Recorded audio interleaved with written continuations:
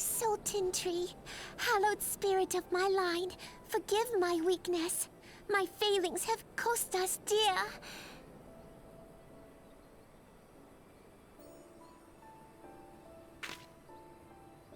Show yourself!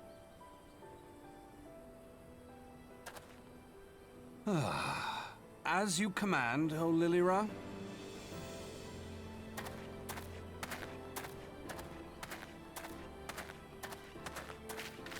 Forgive my selfish desire to assure your welfare. I don't recall requesting an escort. Simply pretend we never met and continue on your way. We both know I can do no such thing. It isn't safe for you here alone. It isn't safe for anyone. Not with this etheric disturbance. It's as though the dead are watching us. And I'd prefer not to join them, if it's all the same to you. Ah, you must be the one the Papa Shan mentioned. Congratulations on finding our elusive young charge. You'll have to forgive her impetuousness. What she lacks in discipline, she makes up for in stubbornness. You should return with us. The station master will be eager to thank Lady Lilira's protector in person.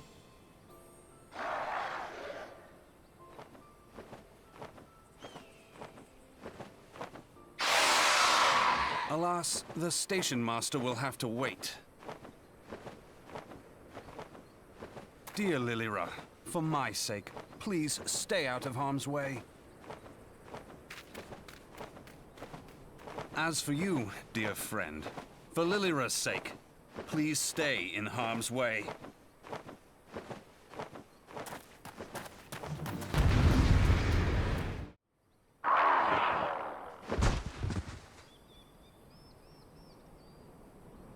Whew.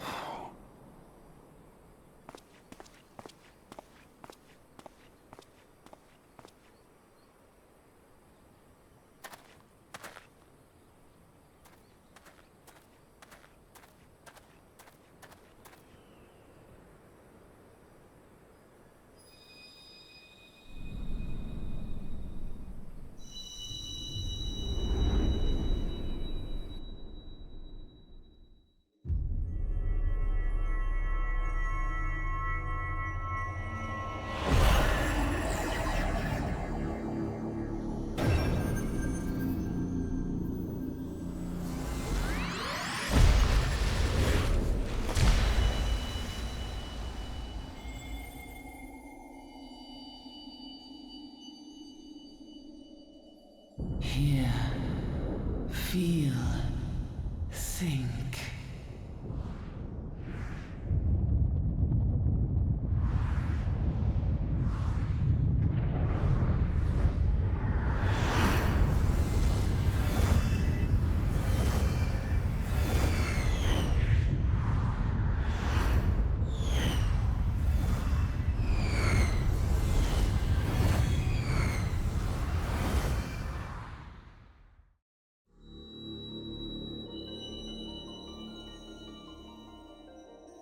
Crystal Bearer.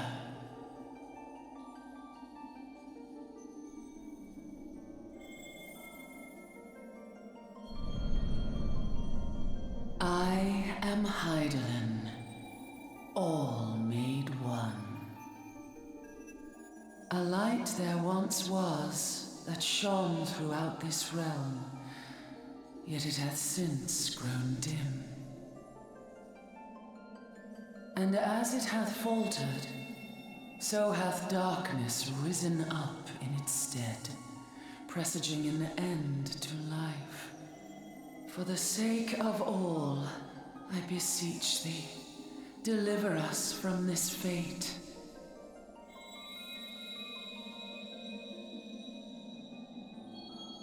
The power to banish the darkness dwelleth in the crystals of light. Journey forth and lay claim to them.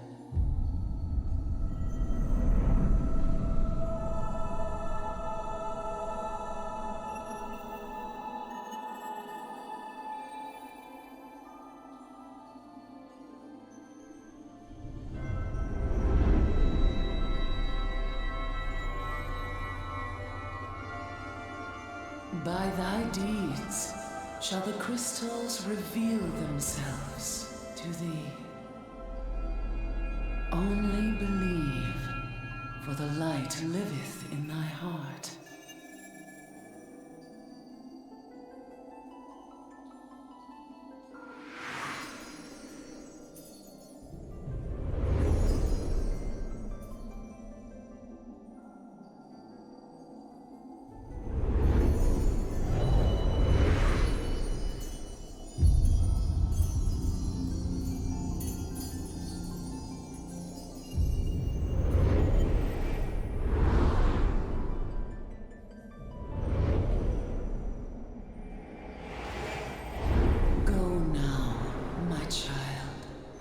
Shine thy light on all creation.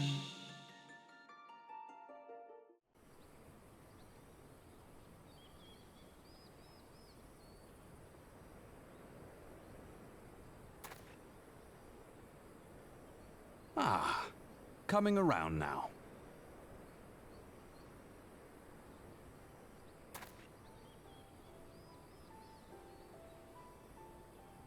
Would you mind telling me what that was?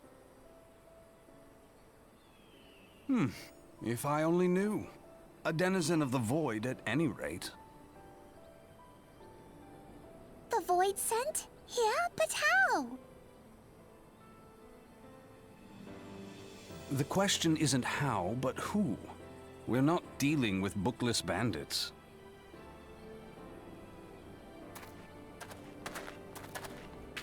Don't suppose the answer came to you in a dream?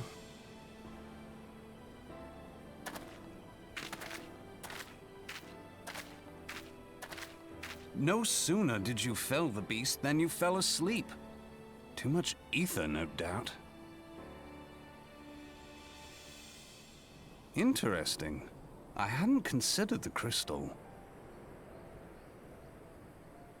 But of course, this changes everything. Oh, just thinking aloud? At any rate, we haven't a moment to spare. I must return and report this at once.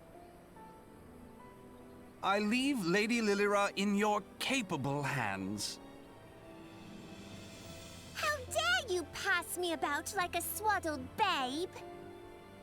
I shall return and tell them myself.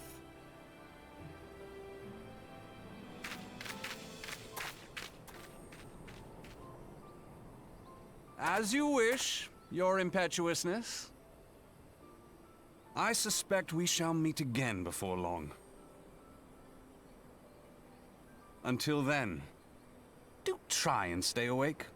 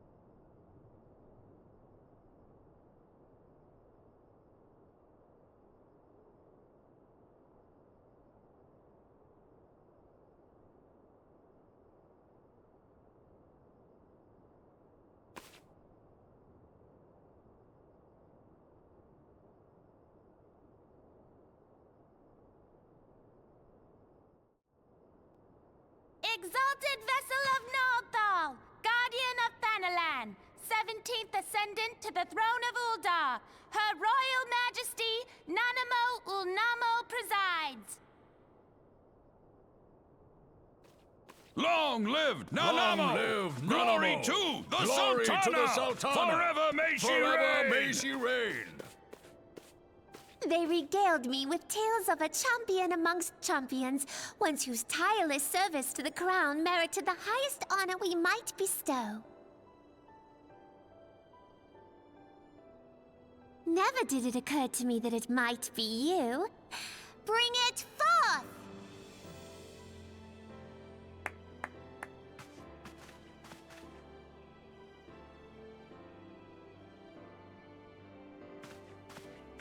Betokening our gratitude and esteem, I, Nanamo Ulnamo, Sultana of Uldar, confer upon you this gift. Rauban, Your Grace. see to it that our champion is my personal guest at the banquet. As you command, Your Grace.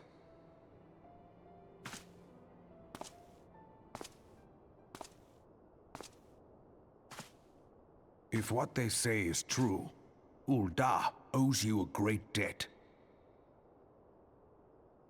I am Rauban al-Din. With the consent of Her Grace, I oversee the affairs of the Sultanate. Brave souls are few and far between in these times. I count my blessings when I find one. Her Grace invites you to join her at the coming banquet. I trust I will see you there. An honor! Huzzah! Indeed. Come, hero! Until then, for the sake of Her Grace and the glory of the Sultanate, may you walk in the light of the crystal.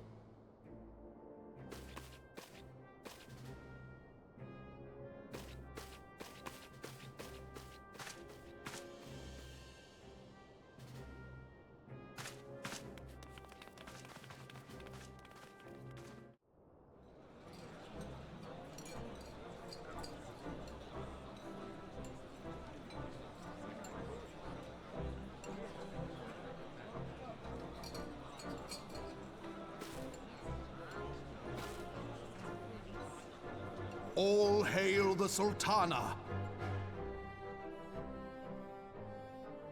Your Grace. Rauban,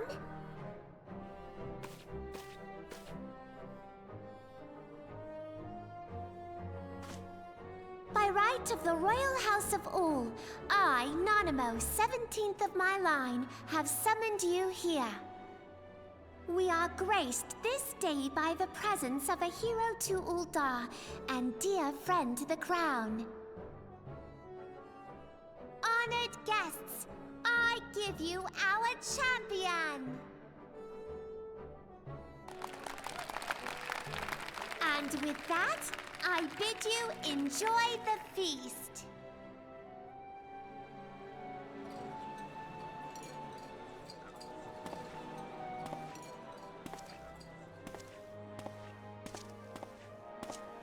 Not to spoil your appetite, but Uldar is hardly so bountiful as this meal would have you believe. While we gorge ourselves, children starve in the streets. Nor can Her Grace do aught to help them. She is thwarted at every turn by those on the Syndicate who derive their wealth from the workers' poverty. Beneath her mask of stately serenity, she is aghast at the plight of her subjects. But there will be no hope for the masses until the crown is restored to power. I am truly grateful for all you have done for Uldar, but there is so much more to do. That light, what is it?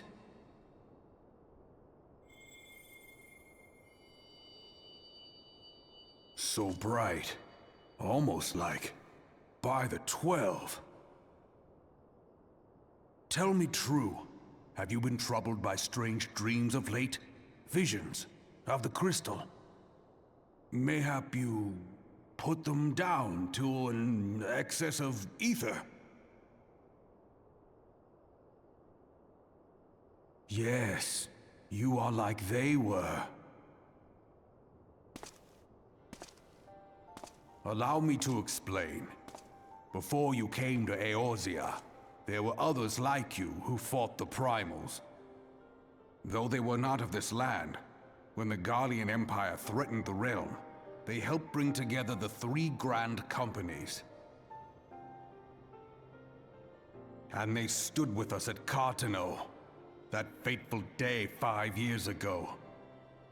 The day we lost them. None who survived have forgotten the heroes' sacrifice, nor would any man deny they fought alongside us. But the names of these heroes come not to our lips.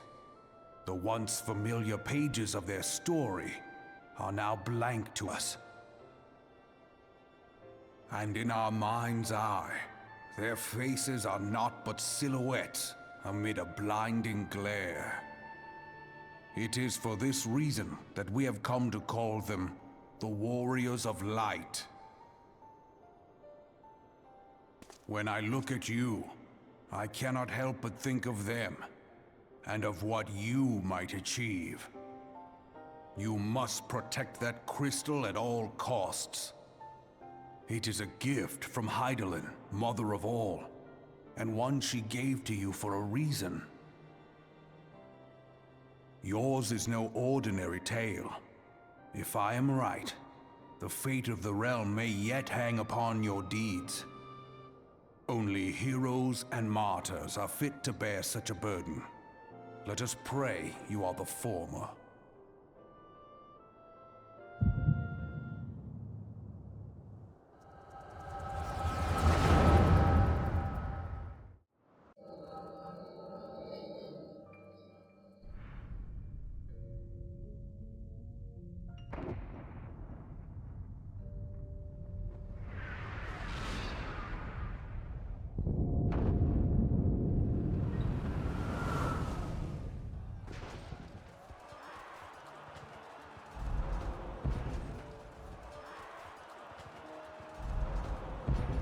Flames to the fore! Victory belongs to the bold. Show those Imperial whore sons what we're made of! The left flank buckles. Divert the barracudas. Bid them hold that position, though it cost them their lives. The Yellow Serpents are in need of succor. Pray, send the White Wolves to their aid.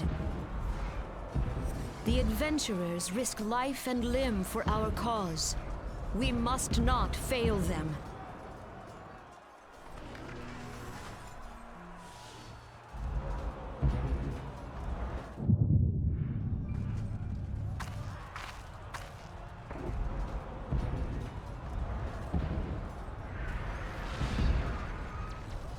Is aught amiss? No, it is nothing.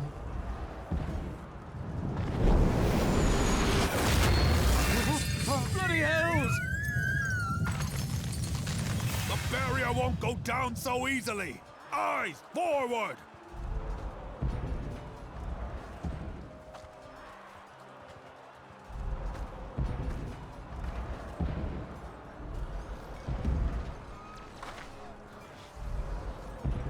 We are being watched.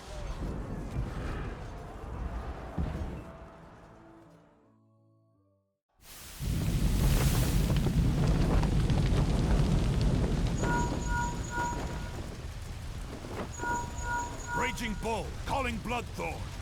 Bloodthorn, respond! Respond, damn you!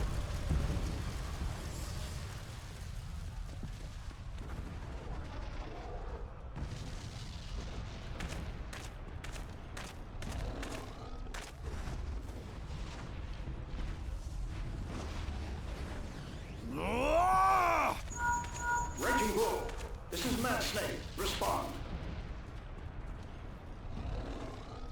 Ryder, this is Raging Bull. What news? We're surrounded by a blaze. There is no way out. God preserve, what is that thing? What's going on? Speak to me! God damn it! We cannot hold much longer.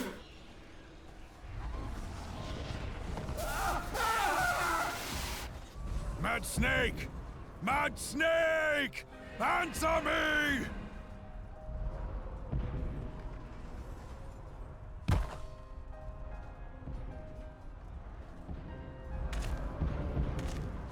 Damn it! Damn it all to the seventh hell! What of the barracudas? Can they not be reached? Sorry, Admiral. Shell's not working. What of our own? I cannot say, my lady. That monstrosity appears to be disrupting our communications. We must keep trying. Call till they respond. Yes, my lady. Admiral, General, we can do no more. We must give the order to withdraw. I will not forsake Louis Soir! General, please. Victory may belong to the bold, but there will be no victor this day. You know this to be true. Let us not sacrifice lives in vain. The adventurers fight bravely, but to no avail. Let them withdraw, and let us be the ones to stand with Louis Soir.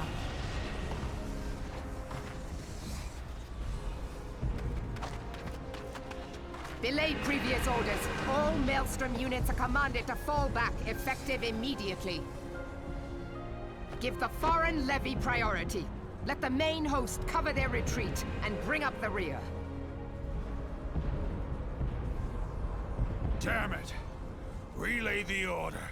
All flames are to withdraw. I don't care if our link cells are useless.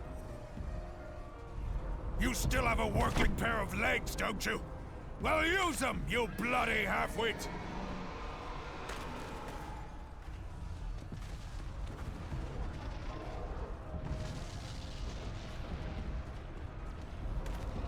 The outcome of this battle was long since decided.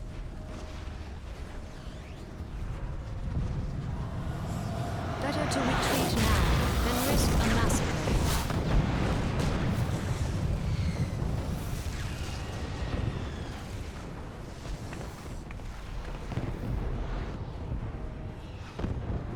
This dark, stifling presence. Who or what?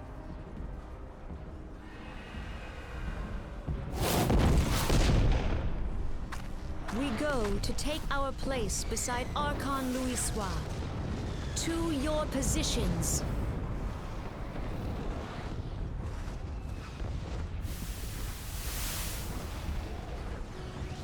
Kasbamul, Soginin Moise Tonzul.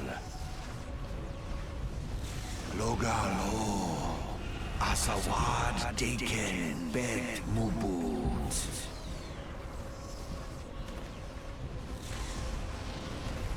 Immeratwe, Kiskatoga Hearts Waddledorns. Seasoningen, Fistun the only Lamrai Sadai Dorn.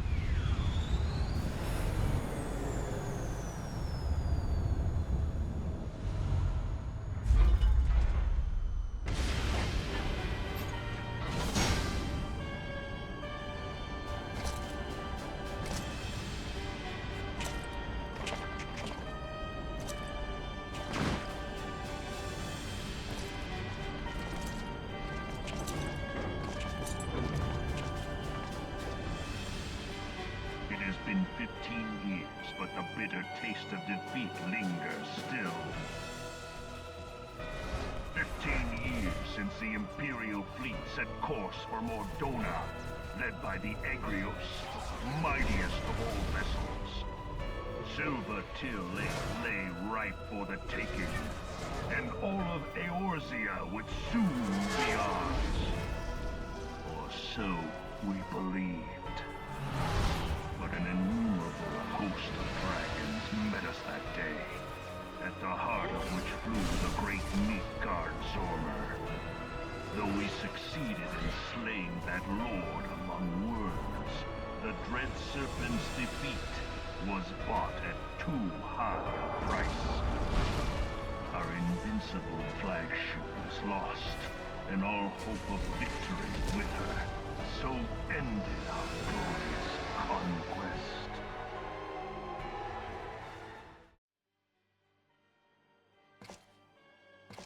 Eorzea, a blighted realm, riddled with false gods.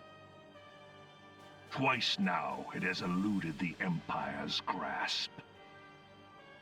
For all the destruction it wrought, even Meteor, the great sin, failed to yield us control over it.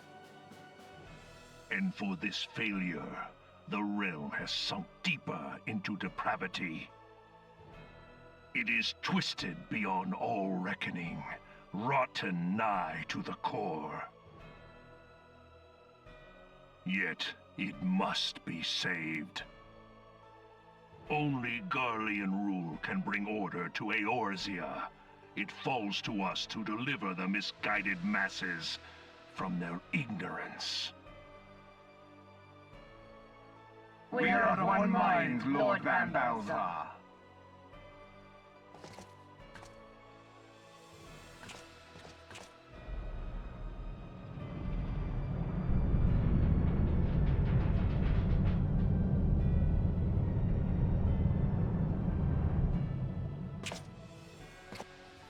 Senior engineers, please report to Magitech research following scheduled inspection.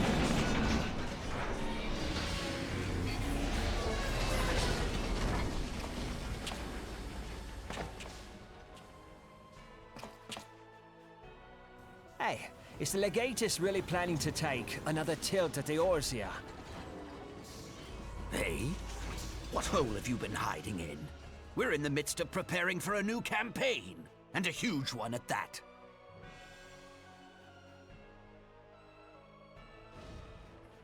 But I thought the Emperor had given up the Western lands for lost after Cartano. What could the Legatus possibly hope to gain by acting alone? I sense you harbor certain doubts over the wisdom of the Legatus's plan.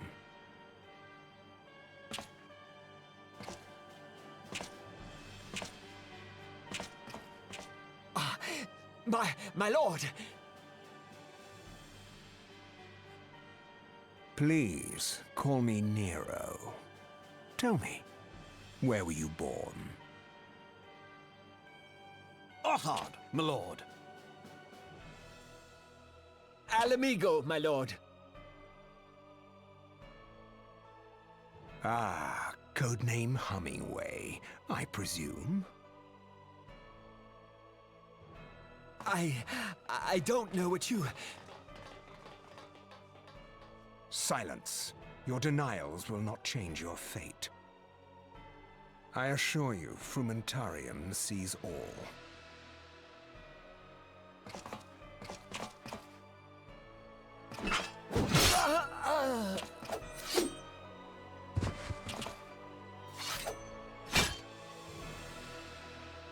Clean up this mess, and do not miss any, or I shall be most displeased. At once, my lord.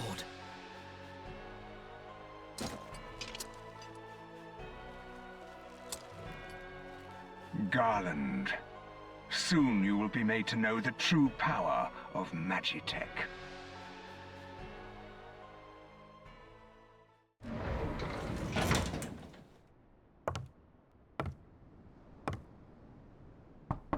Enter.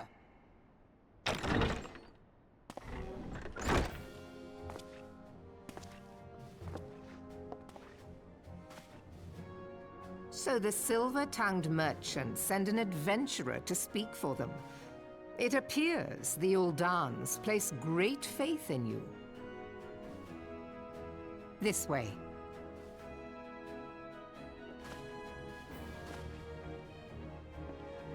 I bid you welcome. I am Melvib Blufisvin, Admiral of Limso Lominsa, and Commander of the Maelstrom. Now, what news from Thanalan?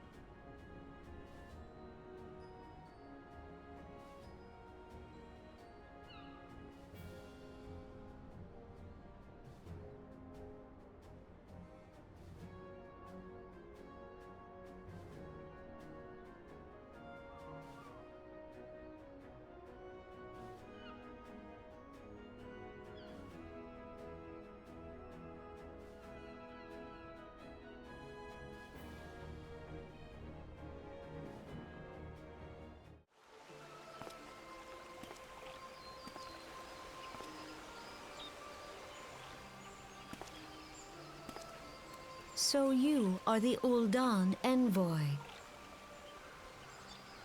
On behalf of our fair nation, I bid you welcome. Please.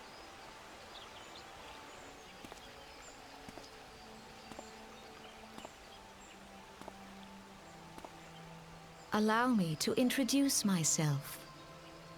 I am Khan-e Senna, Elder Seedseer of Gridania, and leader of the Order of the Twin Adder, our nation's grand company. I understand you bear a message from the Flame General.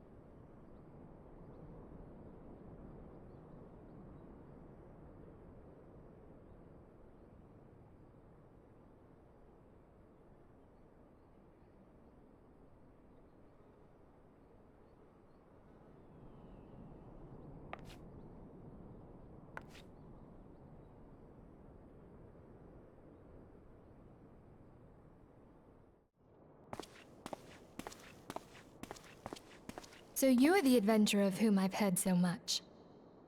Well met, friend. My name is Minthelia, and I lead the Scions of the Seventh Dawn. I have awaited your coming.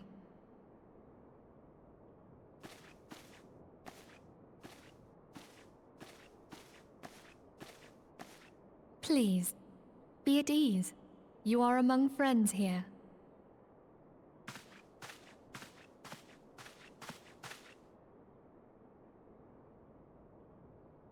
No doubt you are ripe to burst with questions. But have patience. All will be revealed in time. First, let me begin by telling you who we are and what we do. We are the Scions of the Seventh Dawn, an order that transcends political boundaries. Our single objective is the preservation of the future of Eorzea. Among our gravest concerns are the godlike beings known as the Primals. Their existence is a bane upon Eorzea, nay, the world at large, and we have striven to find a lasting solution to the threat they pose. Our order is home to a number of individuals who, like you, possess a rare and special talent. This talent takes various forms, but one holds particular interest for us. Tell me, have you ever experienced a sudden, inexplicable loss of consciousness? Have you ever had the sensation of being pulled away from reality? Felt as though you were hovering in space, a mind without a body? All these things are the manifestations of your talent. Yours is the power to transcend the boundaries of the soul, a power known as the Echo. The Echo allows you to pass through the walls of a man's soul and hear the resonations of his past. You will be there in his memories and see things as he saw them. You may even interact with that which you see, though you cannot change the outcome of events. For another blessing, the Echo will enable you to know a man's mind even if you cannot comprehend his words. In short, the Echo is a truly extraordinary power, and this power is strong within you. It is only a shame that we cannot use it whensoever we choose. That's right. I, too, possess the Echo. With that established, let us return to the subject of the Primals. So long as they exist, the realm cannot take so much as a single step towards true peace. Measures must be taken. Measures which transcend boundaries, be they of faction, race, language, or creed. And to do so, the Scions require the aid of those with our talent. Make no mistake, the Echo will be instrumental in dealing with the primal threat. Without it, we cannot hope to save the realm. I know not what it is you desire for yourself, nor what it was that first brought you to Eorzea. But I firmly believe that the power we possess was given to us for a purpose. Why else would the gods entrust man with a gift so extraordinary, if not to have him use it? And so I implore you, lend us your power.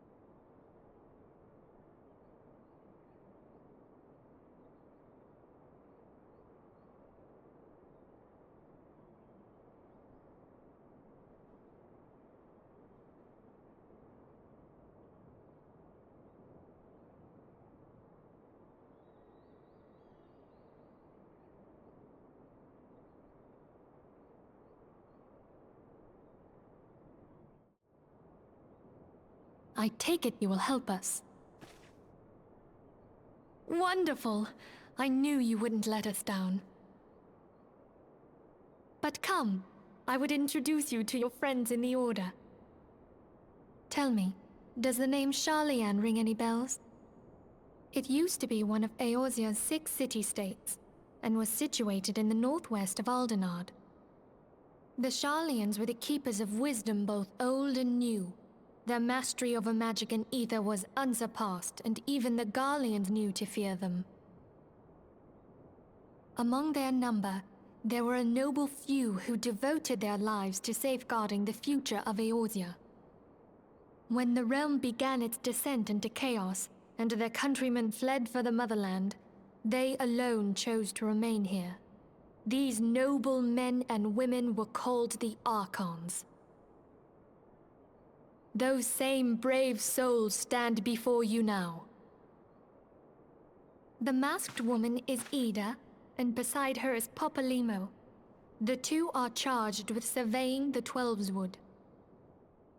Hello there. Welcome! Okay, my turn to introduce someone. That there is Thancred. He is our man here in Ul'dah, Jewel of the Desert. Welcome to the team. I never doubted that you'd come. If I may, the lovely maiden beside me is named Y'shtola. Limsa Lominsa has the pleasure of being under her care. Greetings. Last but not least is Urianger, who presides over all affairs within these halls. Pray seek him out whenever you have questions. Dawn may banish even the darkest night. The words of a dear friend. I'm glad of our meeting. At the Battle of Carteneau, our leader was taken from us. But we did not stray from our purpose. We sought out Minfilia and others with her talent, and together established the Scions of the Seventh Dawn. Along with the Archons, those blessed with the Echo play a pivotal role in our endeavor to forge a brighter tomorrow for the realm. Oh, I should also introduce you to Tataru, our clerk. She ensures that everything runs smoothly. Pleased to make your acquaintance. In time, I hope you will come to think of us as family. But without further ado, I would assign you your first task. Urianger, have the documents arrived from the students of Baldesion? Aye, my lady. They arrived but recently.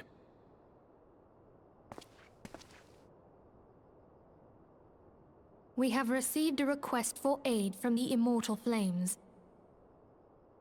Thancred, would you do the honors?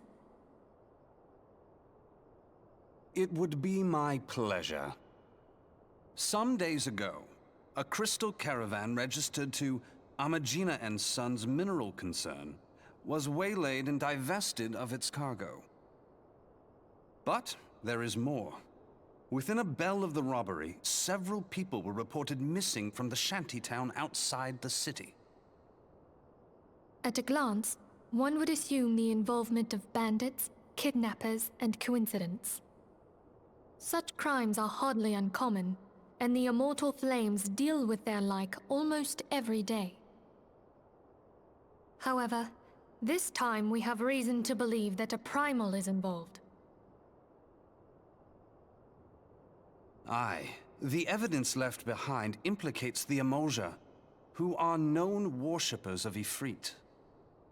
If we then consider the objects that were taken, there is no room left for doubt. The crimes were committed in the name of a primal. That you may better understand the nature of our struggle with the primals, I would have you play the leading role in this investigation. You have my thanks. If there is aught you wish to know, I recommend you speak with Thancred. He is well versed in the affairs of Ulda. Ever at your service, dear fellow.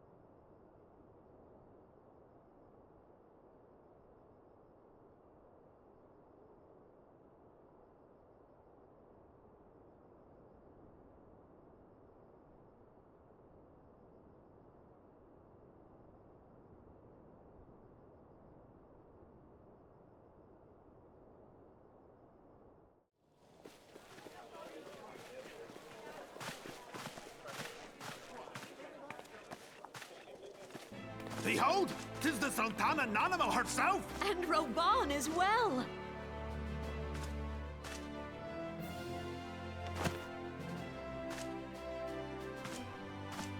Hark you, souls of flame, drawn to the bosom of the desert, where the fire burns brightest and shall rage forevermore.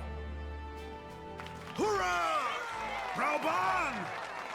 Where since antiquity, under the sage and judicious rule of the Ul dynasty, we have wrought sand into gold. Where by the grace and glory of Naldal have our brave sons and daughters flourished and prospered. I speak of Ul'dah!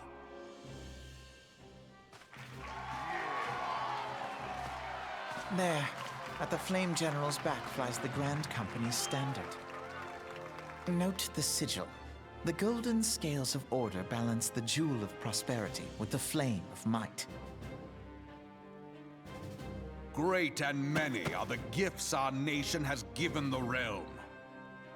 In Eorzea's darkest hour, on the killing fields of Cartano, none spent more in blood and gold than we.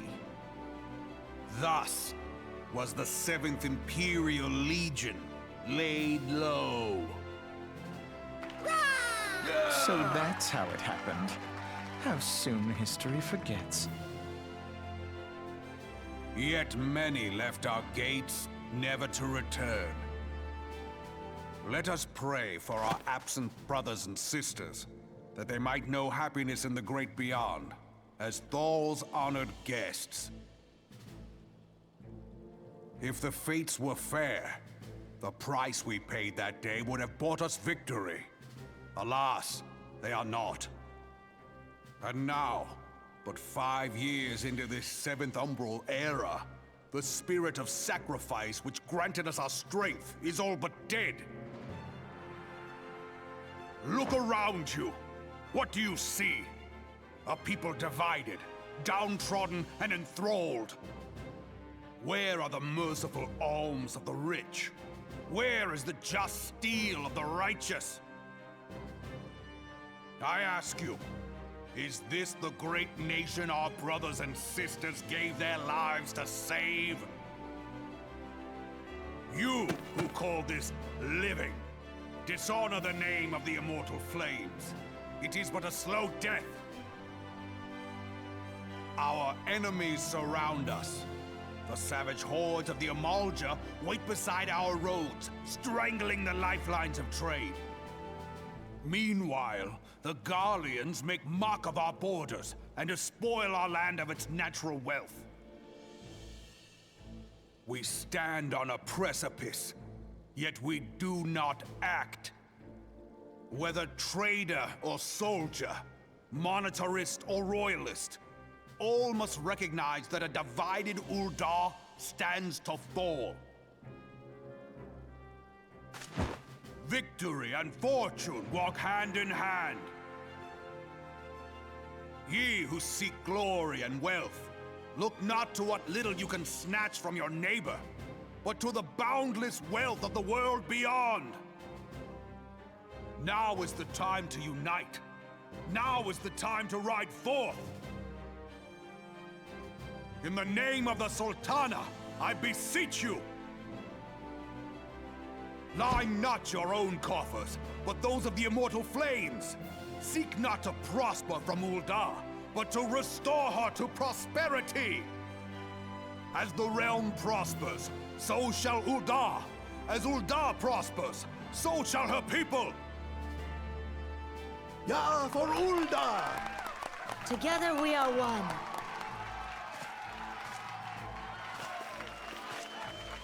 Your Grace. Rauban?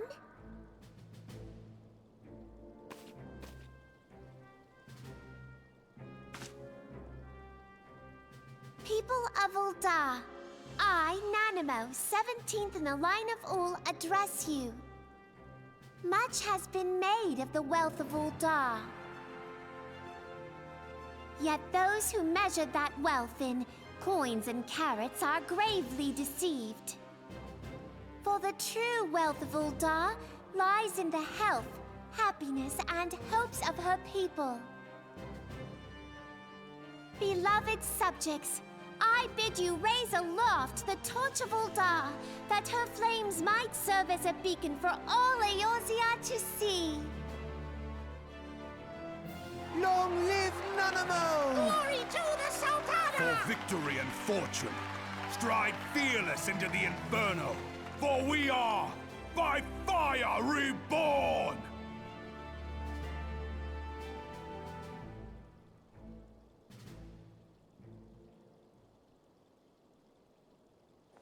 Forsooth! The time is now! I believe... If you'll permit me, Alfie No. And my sister, Alize, at your service. I saw at a glance that you were a fellow traveler. You might call us students of history, sampling the realm's remembrances in pursuit of enlightenment.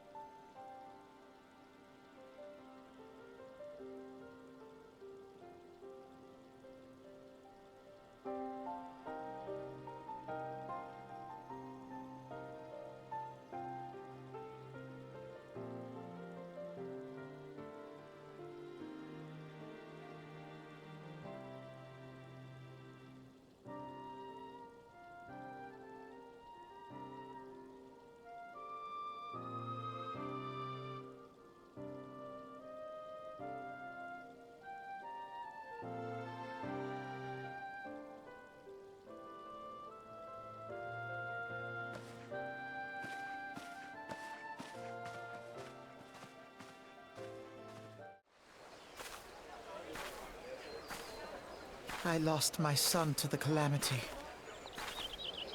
The 3 Seed Seers are all together. Some say you couldn't take a step without stumbling over a body.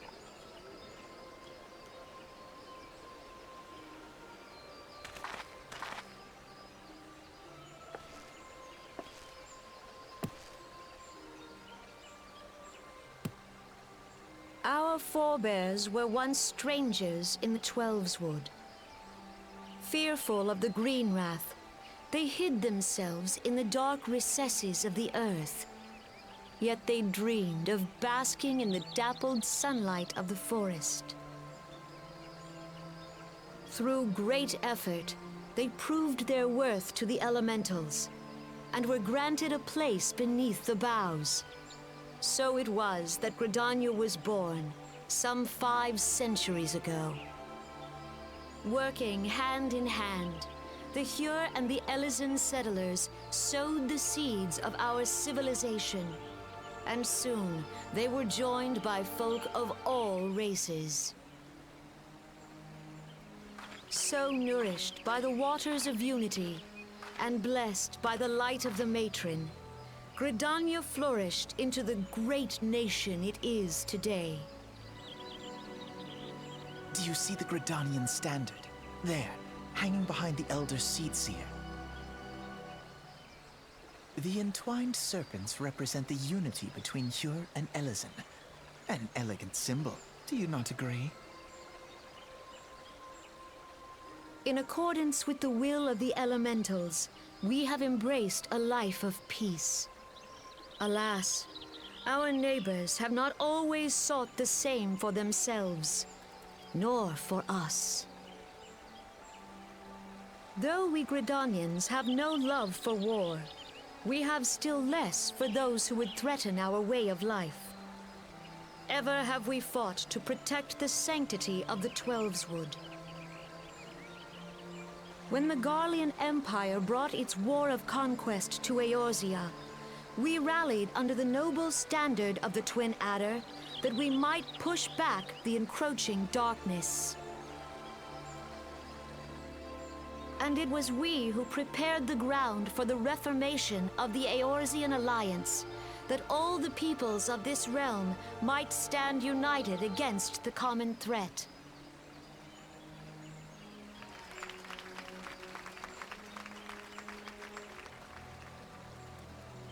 "5 years ago, the Alliance met the armies of the Empire upon the fields of Carteneau. It would prove the bloodiest battle in recent memory. Countless Gridanian lives were lost. As Supreme Commander of the Order of the Twin Adder, ever shall I bear the weight of our people's sacrifice. Alas, their loss was not the only tragedy to befall us that day, for soon came the calamity.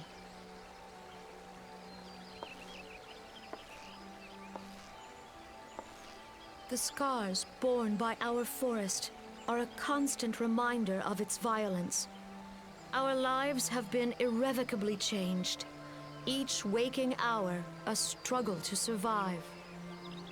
Driven to desperation, some among us have strayed from the path of righteousness, resorting to banditry, poaching, and other unconscionable deeds. To compound our woes, the Ixal have returned in force, emboldened by our suffering. They test our defenses nigh without cease, and prey upon the vulnerable. So beleaguered from within and without, it is of little wonder that our unity now falters. Dark times are upon us. Time was a man could walk the high roads without fear. On this day, 5 years ago, countless Eorzeans laid down their lives that we might behold another dawn. Please join with me in honoring their memory.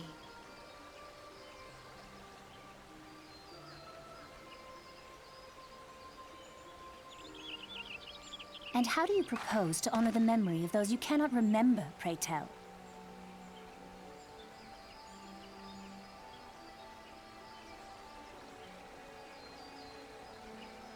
The destruction wrought by the calamity was indiscriminate. It dealt death to Eorzean and Garlean alike. Yet while we have labored to rebuild our homes, to rebuild our lives, the Empire has set about raising steel fortresses here in the Twelveswood. Let none be mistaken. The Garleans remain the greatest threat to our survival. If we are to stand against them, we must remember what it is to be united. Our many troubles blind us to the woes of our fellow man. Thence is harmony lost. Yet harmony is the founding principle of Gridania. We are gathered here to honor the fallen. Let them be honored not only in word and thought, but through concerted action. I bid you join hands with me once more beneath the Twin Adder standard. And together, let us heal the forest's wounds, that our progeny might live in harmony beneath these ancient boughs. For serenity, purity, and sanctity. We must think of the children! Woods will be done. It's up to us to protect the For forest. the elementals!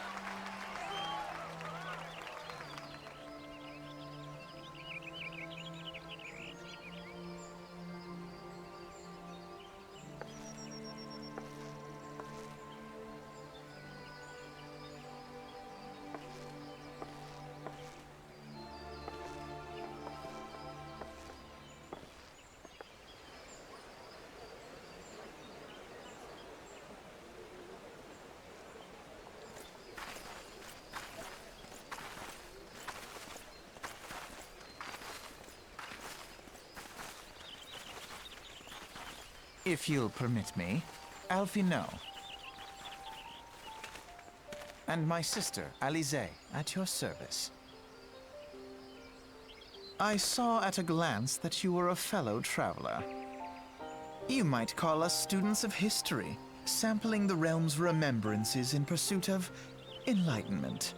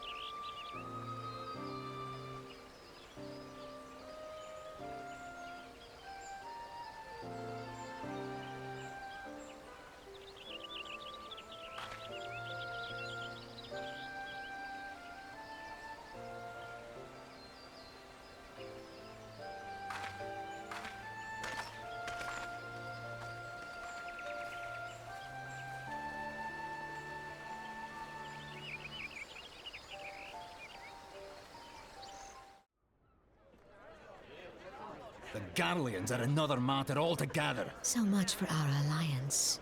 It's sunk beyond the seabed.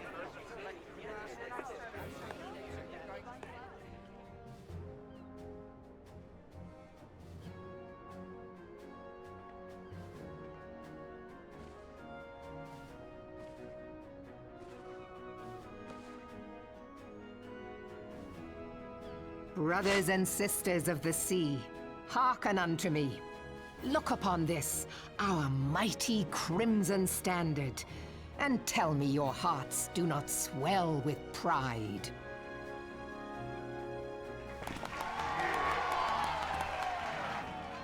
"700 summers have come and gone since our forefathers first ran aground in this fertile bay. In that time, guided by the Mother of Oceans, Limsa Lominsa has grown from humble fishing village to uncontested ruler of the 5 seas and beyond.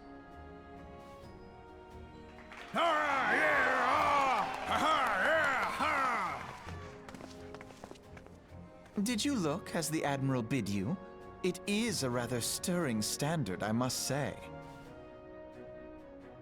The Crimson Field is meant to signify the blood of fallen crewmates, while the Black Longship represents a pirate vessel.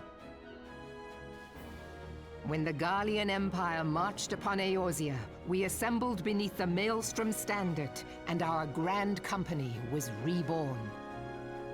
All answered the call, from the Knights of the Barracuda to Hilfir's bloody executioners, and together we met our would-be conquerors upon the field of Carteneau.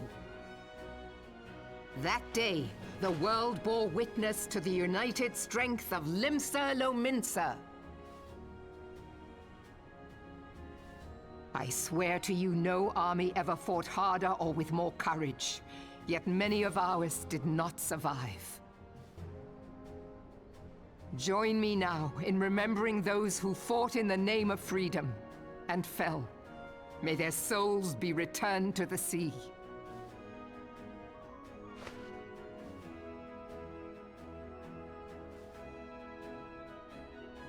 Freedom. Yes, they have always been rather fond of their freedom. Much as the beast tribes have. Small wonder. Beneath the surface, one would struggle to tell them apart. It has been 5 long years since the calamity struck. 5 long years of tireless rebuilding. Yet still the wounds of the calamity fester and weep. But when I stand atop the mizzenmast and gaze out upon our battered and broken vessel, I see an undying spirit.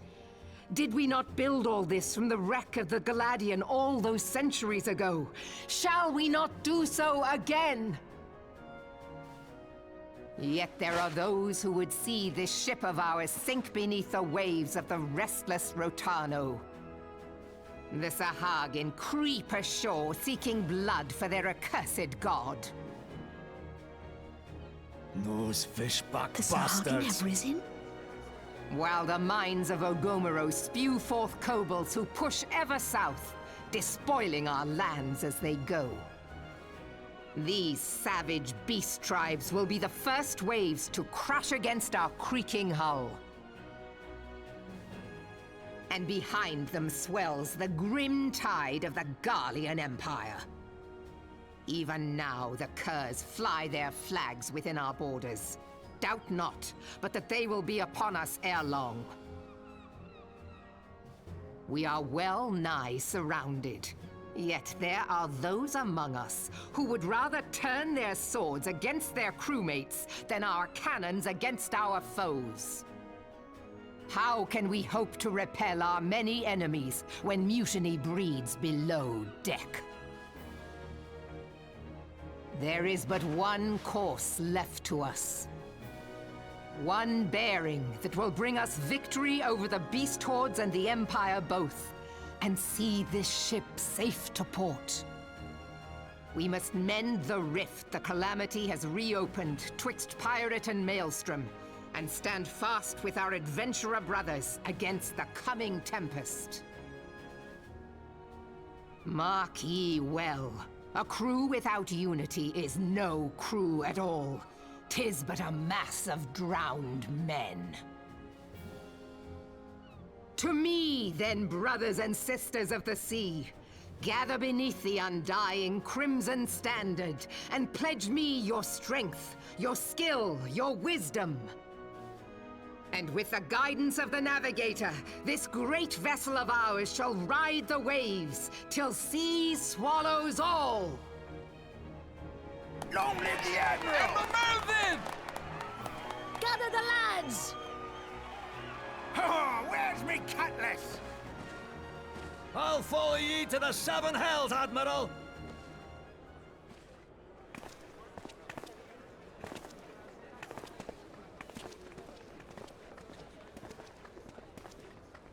If you'll permit me, Alfie no. And my sister, Alize, at your service. I saw at a glance that you were a fellow traveler.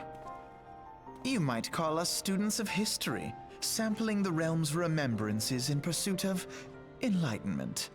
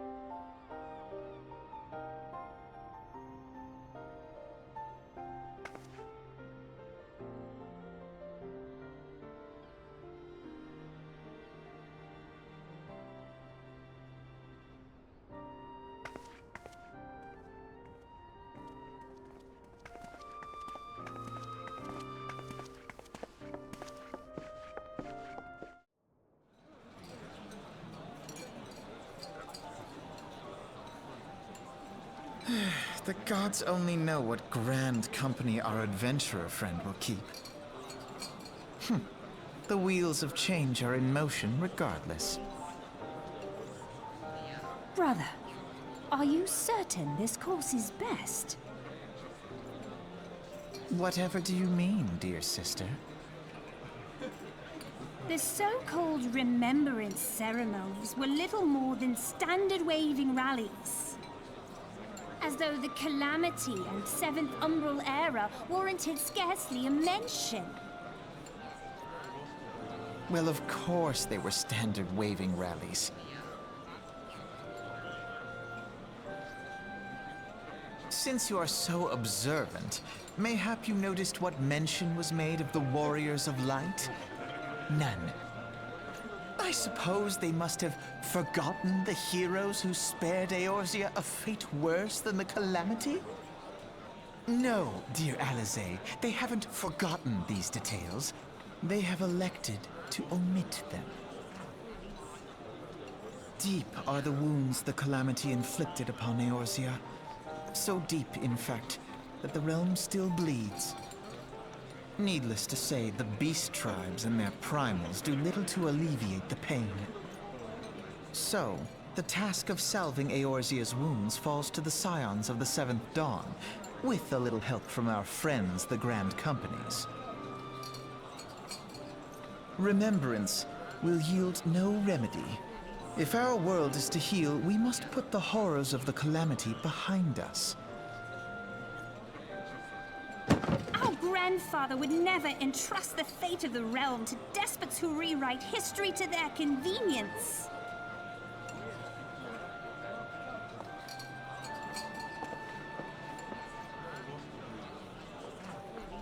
There must be another way to cure what ails this world, and I mean to find it. You are most welcome to try. Our paths may differ, but our destination is the same. In time, I dare say we will see eye to eye. I should hope so.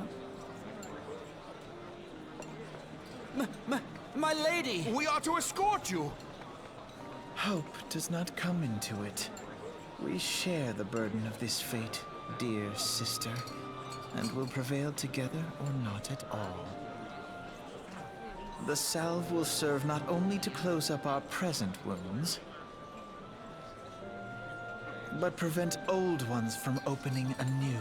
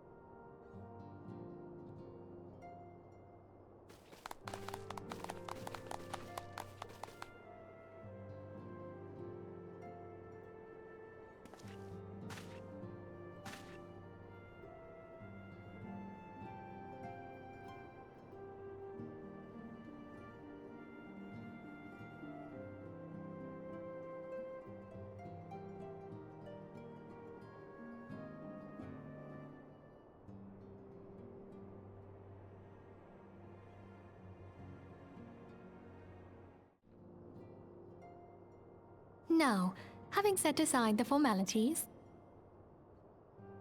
we have a favor to ask of you. Urianger, have the documents arrived from the students of Baldessian? Aye, my lady. They arrived but recently. We have conducted a study at the behest of the Order of the Twin Adder. Papalimo, Ida, a synopsis if you would. Our task was to survey the behavior of the Sylphs, a beast tribe indigenous to the Twelveswood.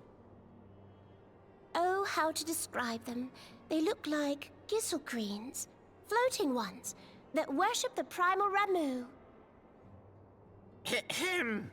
Though technically a beast tribe, Sylphs are blessed with a comparatively personable demeanor, conducive to peaceful communication. Offering us an invaluable opportunity to learn what the beast tribes know of the primals. While Ramu's existence is well documented, the Sylphs do not, or perhaps cannot, summon the primal any longer, insofar as can be ascertained, until such time as we know. It would be unwise to assume that the threat posed by the primal has passed. Which leaves Gridania with the added worry of not knowing what they should be worrying about. In that regard, they are hardly alone. What we can say with absolute certainty is that Gridania has its hands full fending off Garuda, who, I need hardly remind you, is among the most savage and terrible of all known primals. In short, it is essential that we approach the Sylphs in as diplomatic a manner as possible. Words and actions can be misconstrued. The only sure way to communicate our intentions is the echo. Winning the Sylphs' favor may well bring us a step closer to mitigating the threat of the primals. Will you help us? I am grateful. Lovely. Well, as much as I'd like to help, I'm afraid I would be of little use to anyone in Gridania. A veritable babe in the woods. Ida and Papalimo, however, should be able to see the forest for the trees.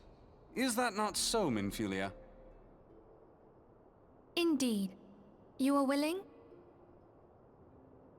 Leave it to me. Us, Ida, us!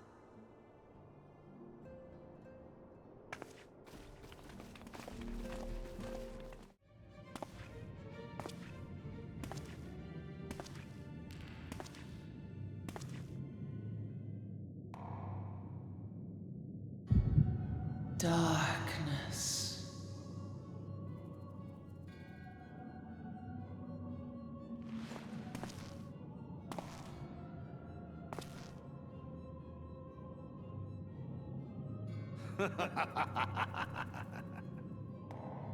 Elko, Hidra Buglo Hans.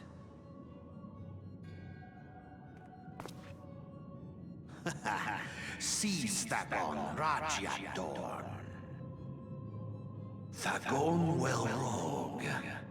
Tosan no Paiki. Mayhap I might if I deign to speak in my guest crude tongue. We meet at last.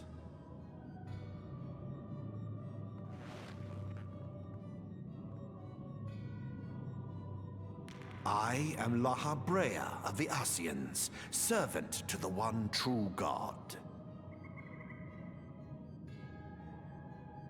Yours is a most fantastical tale, truly absorbing.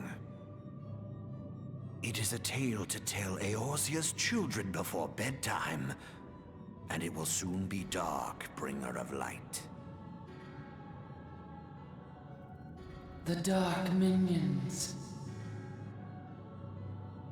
All that stands between this world and darkness is an irksome anomaly in the ether.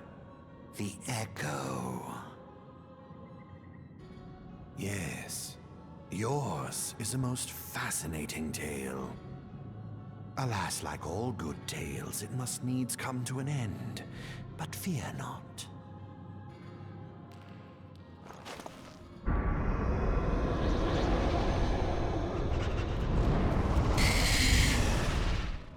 Here, feel the presence of evil.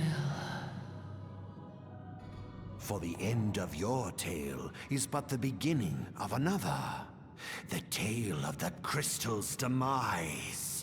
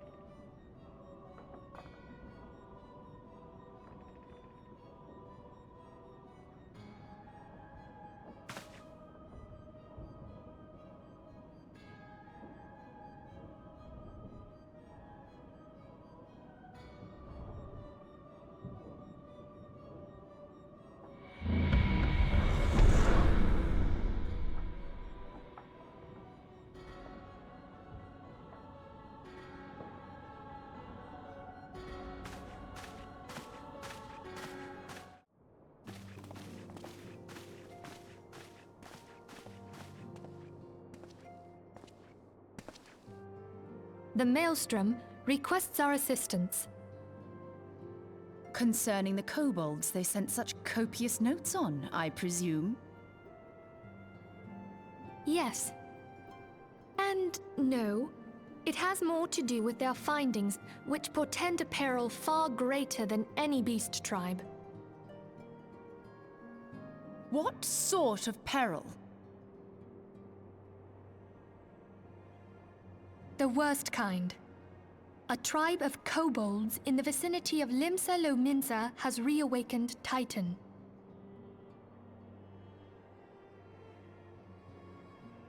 Our task will be to slay the Primal. The Maelstrom have sworn support for the endeavor. They are no strangers to the havoc kobolds can wreak. Years before the Grand Company's reformation, two primals, Leviathan and Titan, chanced to converge upon the sea wall, wreaking untold devastation. There, by the grace of the Navigator, were the mercenaries Merlvib hired able to fend them off. Yet it did not take long for the beast tribes to regroup, and they summoned their primals once more. Thankfully, their second coming was decidedly short-lived, but that is beside the point. So long as tormented souls will them to exist, the realm will never be rid of primals. The Maelstrom has kept a watchful eye upon the beast tribes, and the kobolds in particular, ever since. Which brings us to the matter at hand. Unlike Ifrit, we know scarcely anything of Titan. Unfortunately, the only force known to have bested him, the modestly named Company of Heroes, disbanded 5 years since, and mercenaries are not in the habit of keeping chronicles. Expect the worst. The Maelstrom's help is of course appreciated, but even if we had their whole armada at our disposal, we could still find ourselves overmatched. A pity the kobolds lack the gentle sensibilities of the sylphs. A peaceful resolution would be more than welcome. The echo will not avail you this time, I fear. If you are to survive, your steel must needs speak for you. No one would think you a coward were you to decline. So you will accept? Thank you. We can't very well send him to Limsa Lominsa without Y'shtola, can we, Minfilia? May I ask that of you, Y'shtola? I never thought it in question. Ever reliable.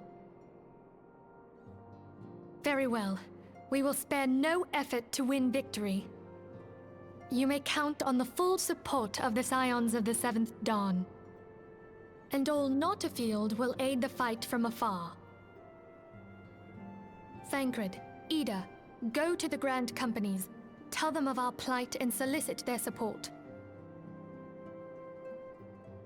Urianger, send word to the students of Baldessian, and Alfino if you would.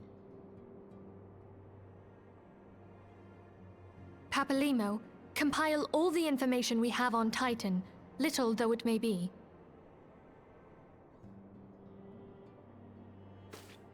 You will be apprised of the tactical situation when you reach the Sailor's Ward. Provision yourself for the journey. May you walk in the light of the crystal.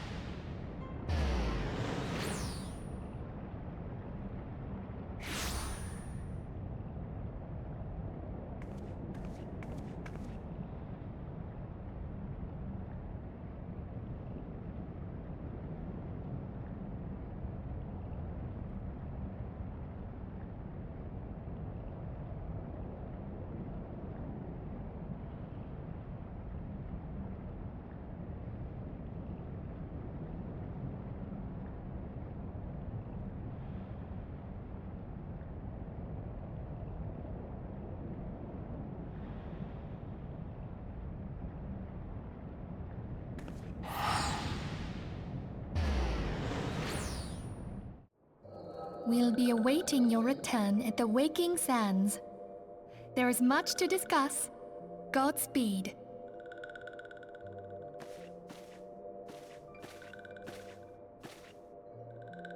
Thank heavens he is safe.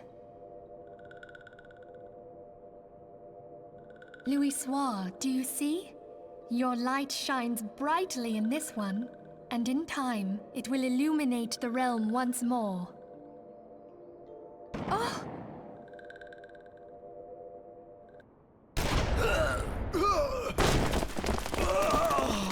Advance no further!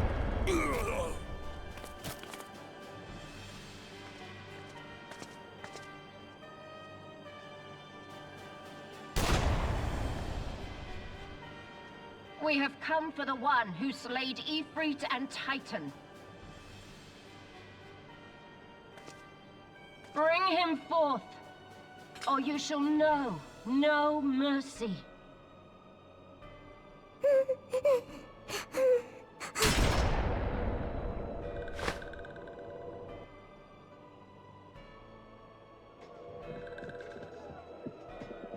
Confound it.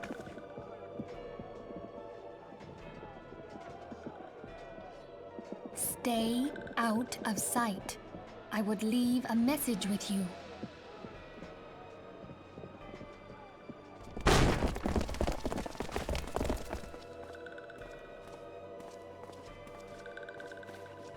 I surrender myself, on the condition you spare the innocents. Conditions? There speaks the Supreme Sire. I'll grant you have courage, but you would be better served by armor.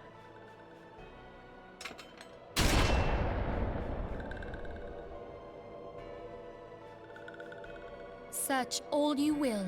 The one you seek is not here.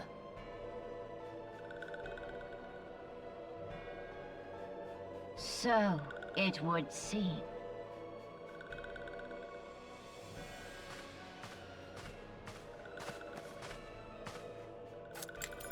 And yet you knew to look here. But how? Hold that thought.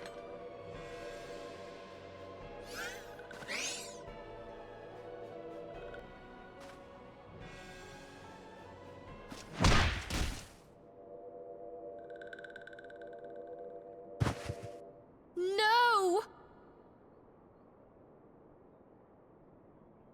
Conditions of surrender. Denied. Cease at once! Have you not done enough? Perhaps. Enough. We must away. Though we have not found our quarry, the High Priestess of the Scions should suffice for now. They say she also possesses the Echo. I cannot wait to hear her scream. I said enough! We leave. Bring the prisoners.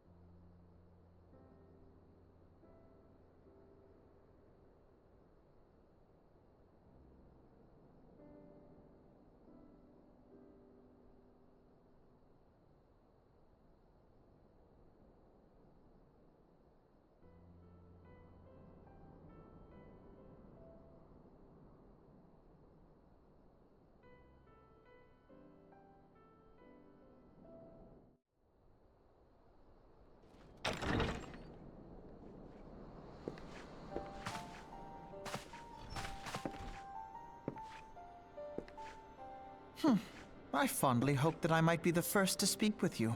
Would that I had been so fortunate. At ease, adventurer. I come not on behalf of the Empire. On the contrary, I mean to revive the scions of the 7th Dawn.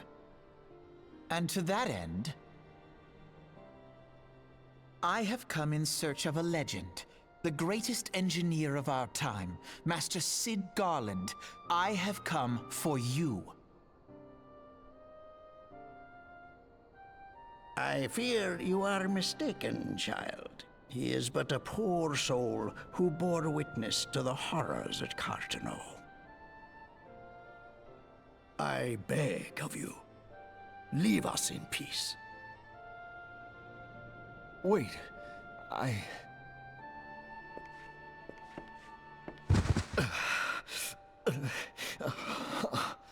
Hear me, Cid. Eorzea needs you.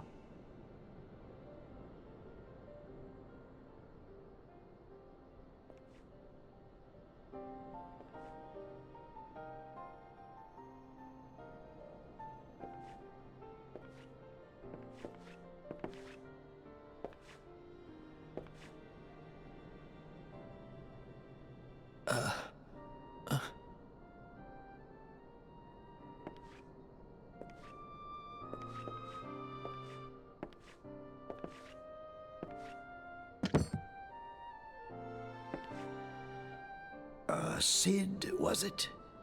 Here. These belong to you. I thought you bore the mark of greatness. It seems that I was right.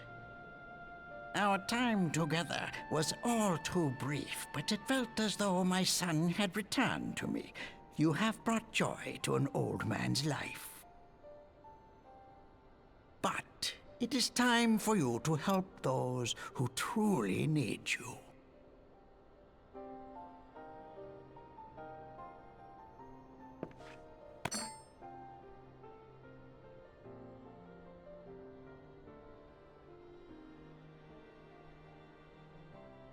Who are you? Alphino Leveilleur, at your service. As a scion of the 7th Dawn, I stand against our primal and imperial foes, as my grandfather once did. 'Tis no secret what befell our order at the Waking Sands. Word has already spread across Eorzea. The repercussions are far greater than you realize. In the wake of the calamity, the 3 city-states focused their efforts solely on reconstruction, leaving the scions to combat the primal threat unaided. And lo, we are all but destroyed. Yet even as the nations mourn our demise and abandon what little hope they have left, we cannot forsake our duty, now least of all. The Ixal have summoned Garuda once more, and she torments the people of Kurthus as we speak.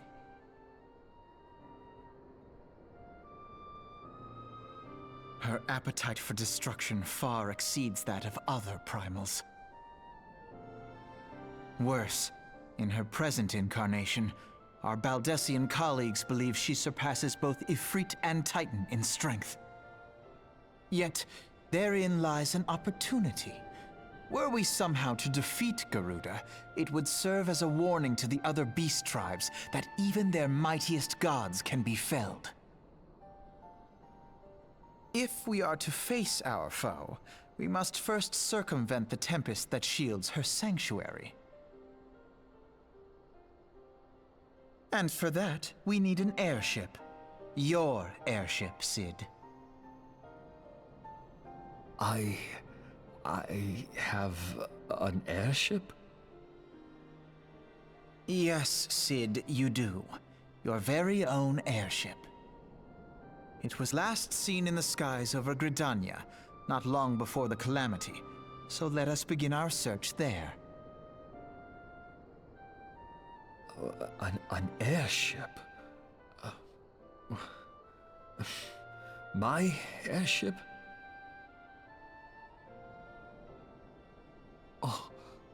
Wait.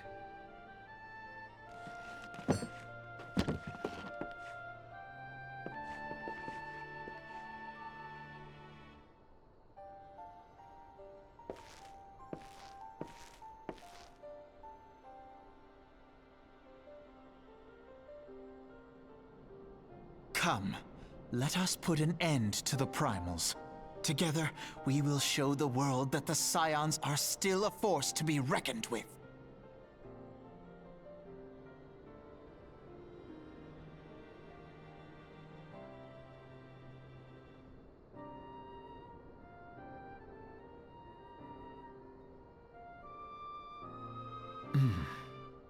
They need my airship.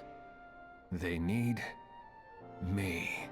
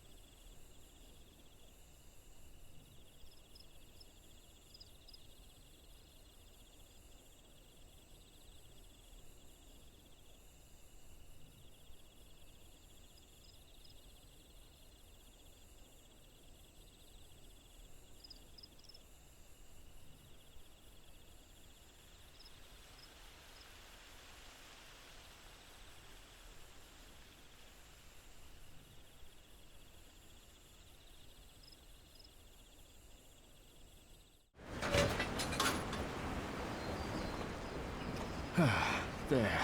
She's ready.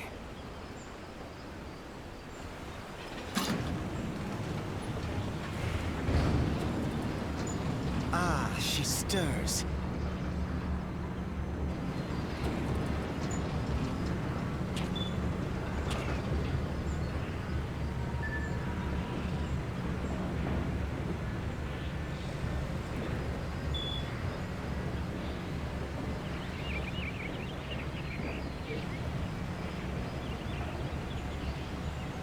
To Kurthus, and an audience with the Harpy Queen Garuda. Enterprise, engage.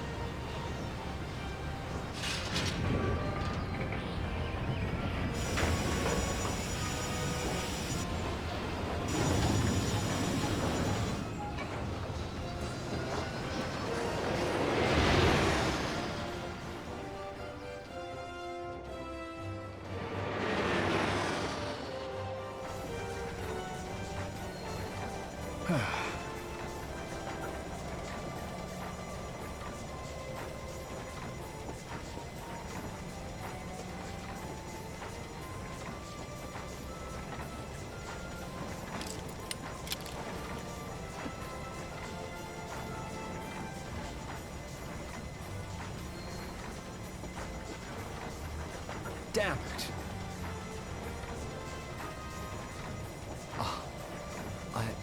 I once flew in this airship, and I was not alone. There were adventurers on board. Adventurers like you.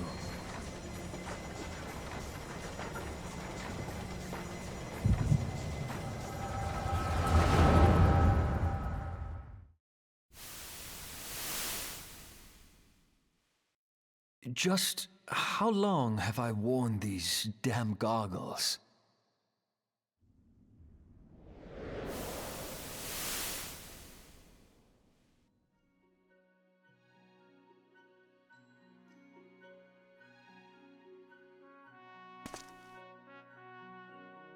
Ah, yes, I fancied myself a trendsetter in my younger days.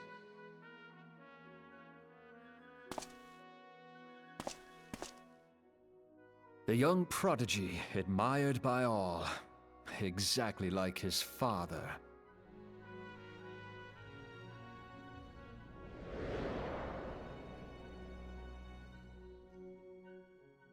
Born and raised in Garlemald.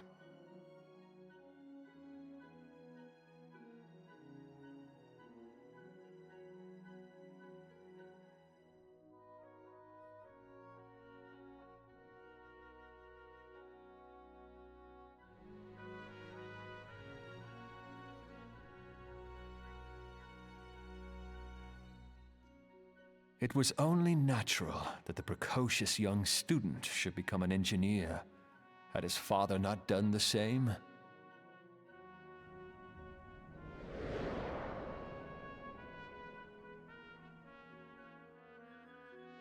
Father, when did we stop seeing eye to eye?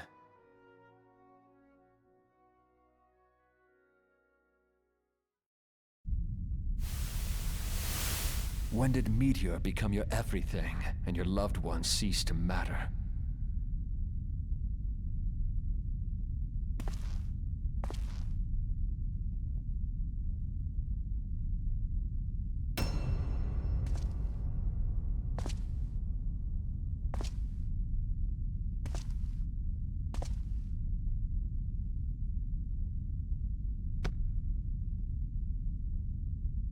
You abandoned us all, but he was there for me, Father. There for me when you were not.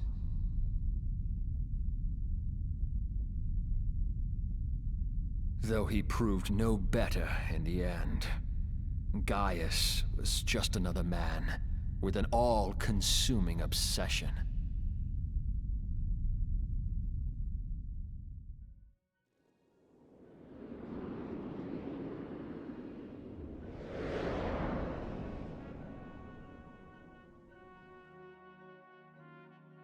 And so I ran, left the Empire behind and came to Eorzea, where I built the ironworks.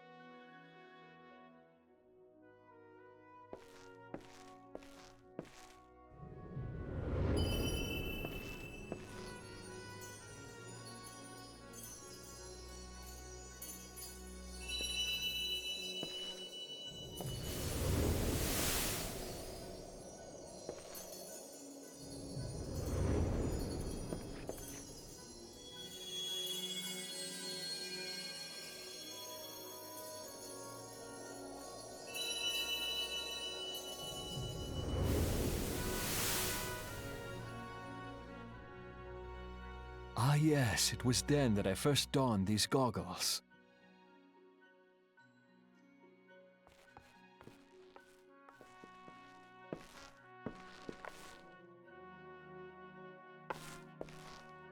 Eorzea opened my eyes. It was home to so many manner of people, each with their own hopes and dreams. People worth saving, and so I fought beside them. I wanted to prove that my knowledge could serve a nobler purpose. I wanted to prove that there was another way. And it all began that day when I found my new home.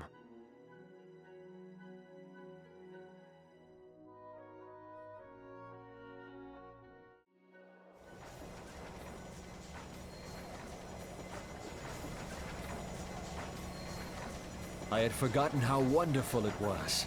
The wind in your hair, the endless sky. That light. It was you, wasn't it? It's surprising how few people know this, but all pureblood Garleans have a third eye. Perhaps mine helped me recognize you, or perhaps it was just a lucky guess.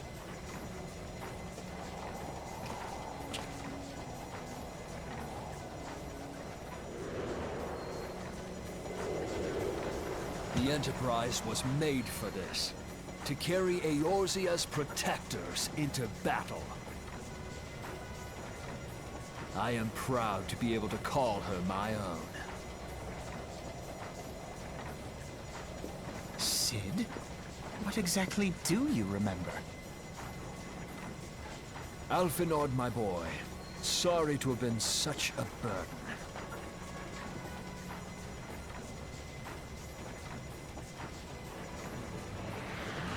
I remember everything. My name, my people, and my purpose. Everything. Come, it would be rude to keep Garuda waiting.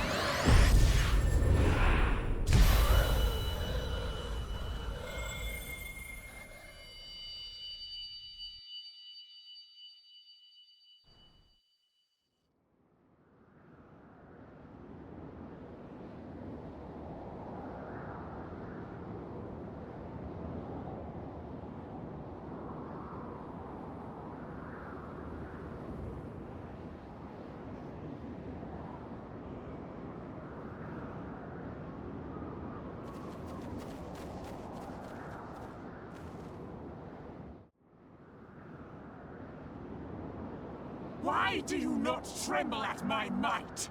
Why do you not beg for mercy? Why do you not die? We've done it! Ah! Impossible it is! Kill you all! Is that all? O Lady of the Vortex, O mighty Garuda. Of all primals, the most terrible, I say again, is that all? Gaius! Ah, Sid, my boy, you look well, for one who has forsaken kin and country. I wonder what else you will forsake before the day is done. What? What exactly did you hope to accomplish here this day?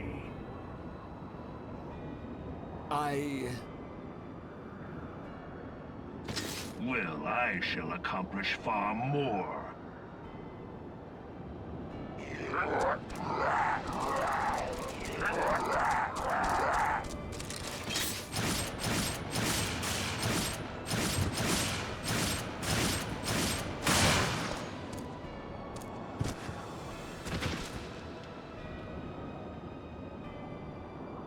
Is that all? Is that all?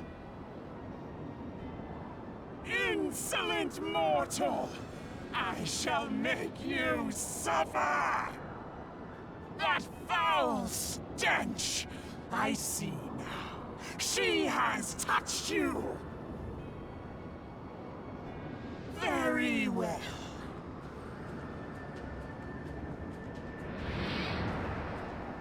Seven hells, does she still mean to fight?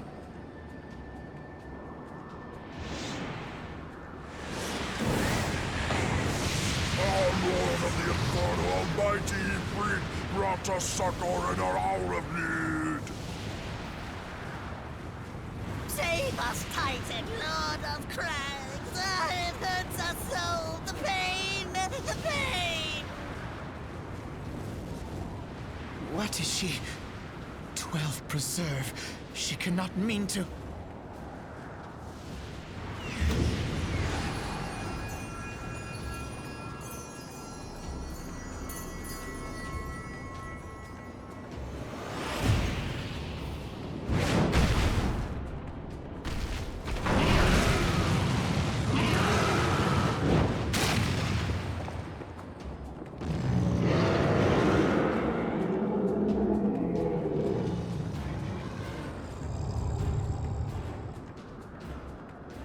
No. No, this is all wrong. Stop gawping, boy. We must run.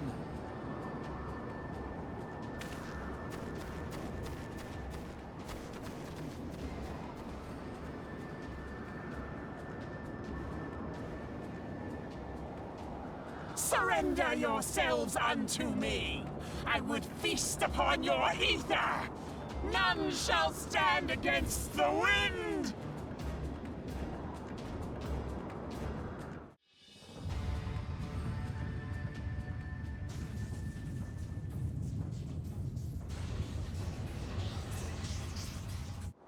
Bear witness to the glory of the Empire!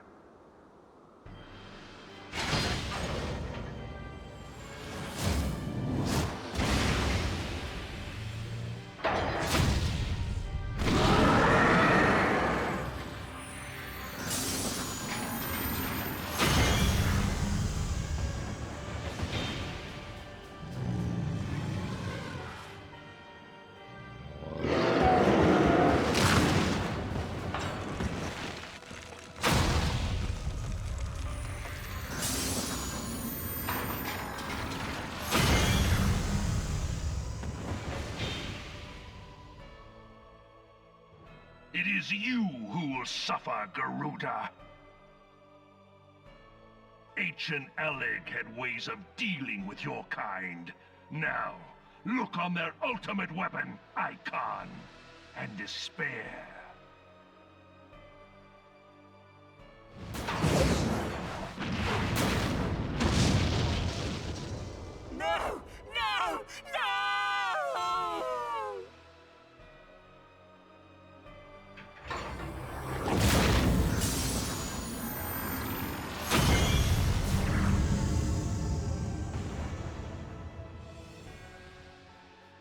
magnificent. It exceeds all expectation.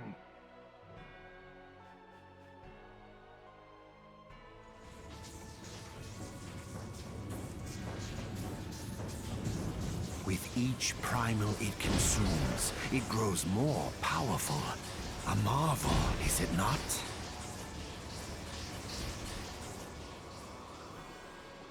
Such is the fate of those who oppose the Empire.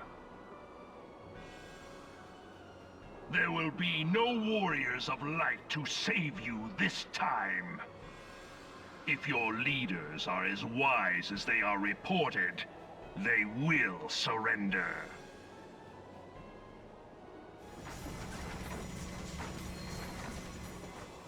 Your skills are impressive, but they will not be enough.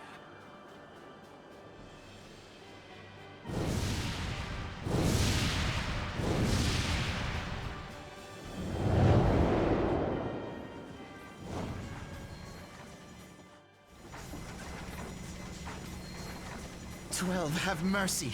What chance have we against such an ungodly creation? And who was that armored devil? That was Gaius van Balsar, legatus of the 14th Imperial Legion and Supreme Commander of the Garlean invasion force in Eorzea. Of course. The Black Wolf. How could I not realize? Grandfather mentions him in his journal. I was never so naive as to think the man would abandon his ambitions. But these developments are beyond my worst expectations. What have you been doing these past 5 years? How could something of this magnitude have escaped the Alliance's attention? We heard no whispers, saw no signs. In the wake of the calamity, the Empire seized land and built outposts, but that was the extent of their aggression. Damn it, Gaius! Where in the 7 hells did you find that thing? It has been a day of unexpected developments, but the fact remains, Garuda is no longer a threat. While I take no comfort in the manner of her downfall, it does mean that we may safely put the matter of the primals to one side, for the time being at least. Which just leaves the matter of Gaius's new toy. Indeed. That weapon poses the greatest threat to Eorzea. It must be destroyed. But first, we must needs find out all we can. Let us make for Vesper Bay. We shall rebuild the Scions. All is not yet lost, my friend.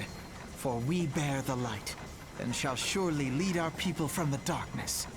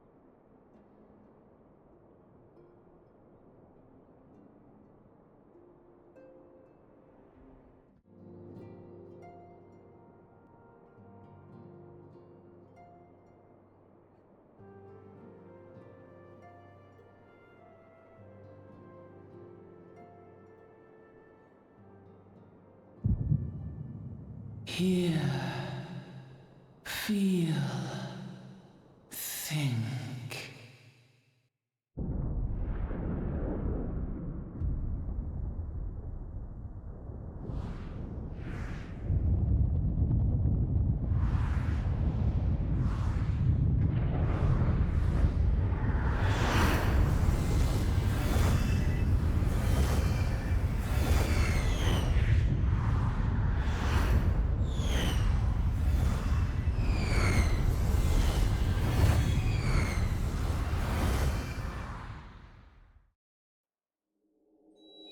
Bringer of light,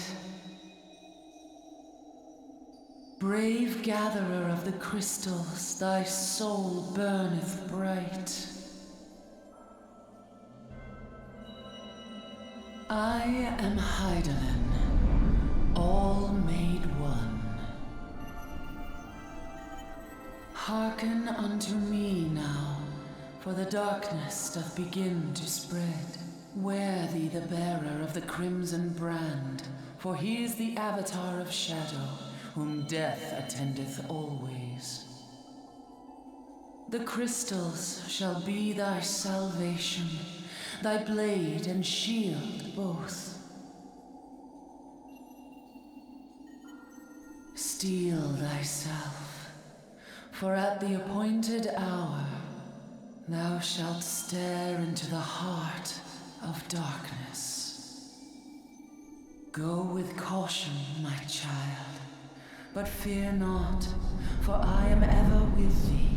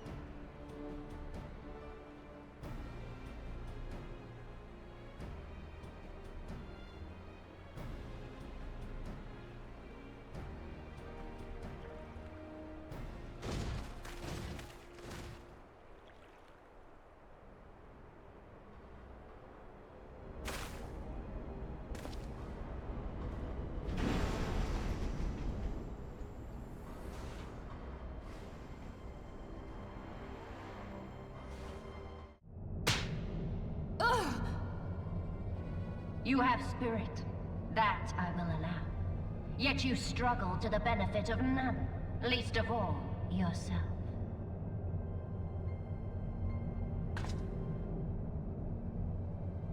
This echo of yours intrigues us. We desire only to understand it, and for that we need your help. You wish to be rid of the icons, do you not? You would have saved yourself a great deal of torment had you accepted our aid from the beginning.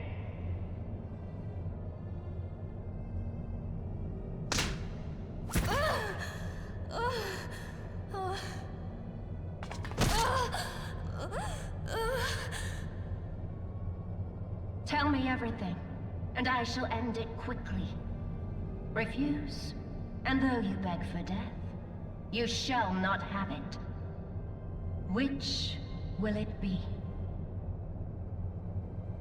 As you wish, my dear Minfilia.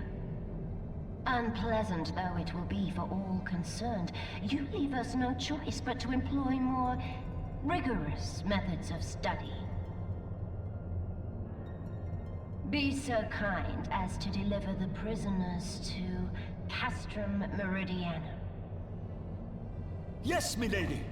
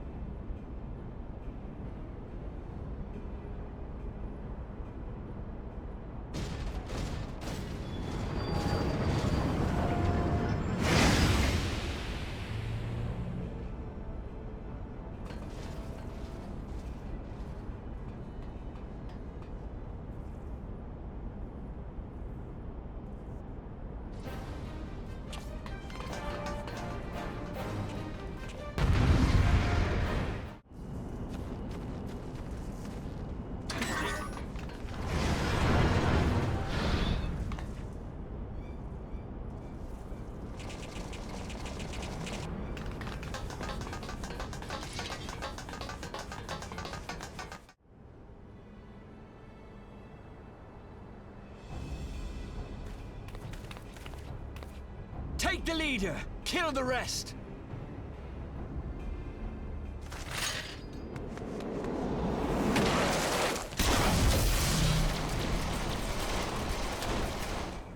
What the? The Ashtola! Pray, forgive us our delay.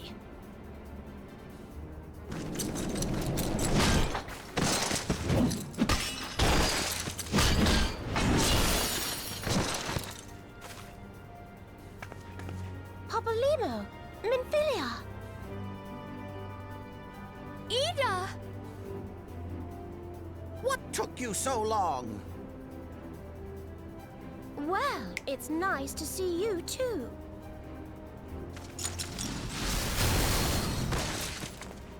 The reunion must wait. Right. First things first. Yes, let's get back to being heavily outnumbered.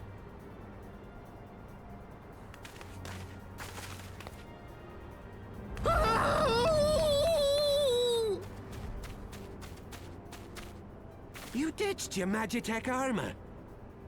Fool of a Lalafell! Well, excuse me. She's all yours if you think you can do any better.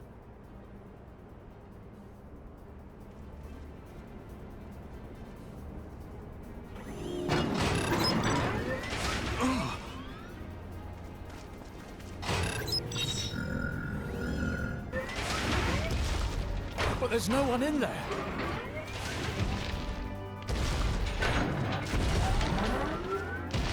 This is Sid. Can you hear me? I need you to count to 5, then jump. Understood?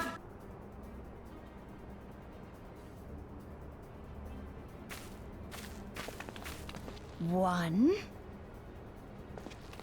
2. 3. 4.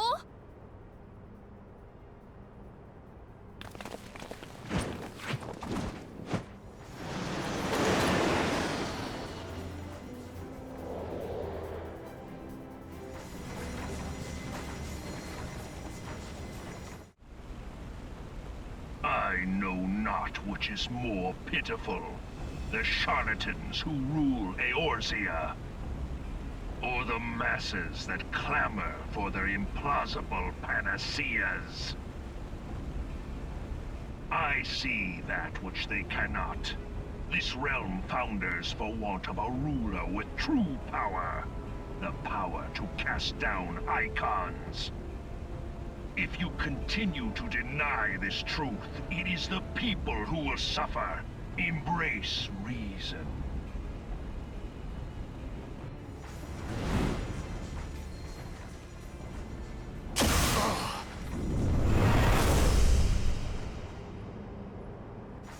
What in the 7 hells?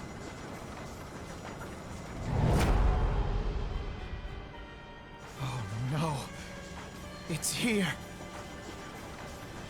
12 preserve us. They finished it. Ultima weapon. So it has a name. It is a relic of ancient Alag, excavated from its resting place deep beneath Alamigo. The Alagans used it to crush primal and foe alike, and now the Garleans mean to do the same. Damn you, Gaius! Look! There! Beside the Black Wolf! An Ascian!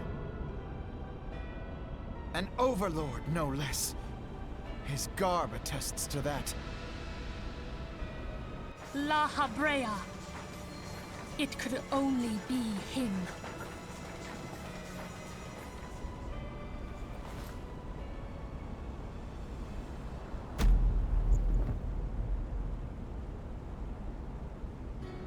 Thancred!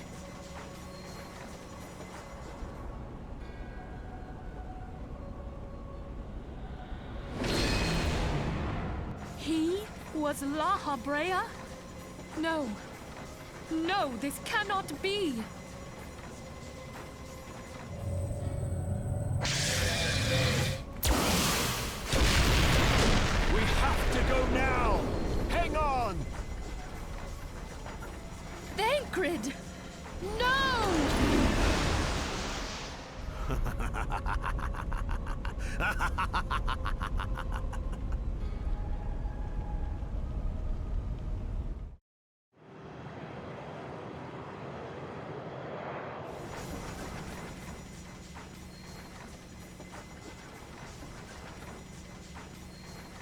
All that time, the enemy was beside me, and I never even suspected.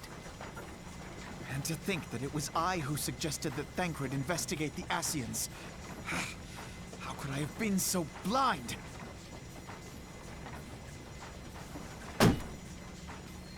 Small wonder the enemy knew our every move, and where to find us. Confound it all!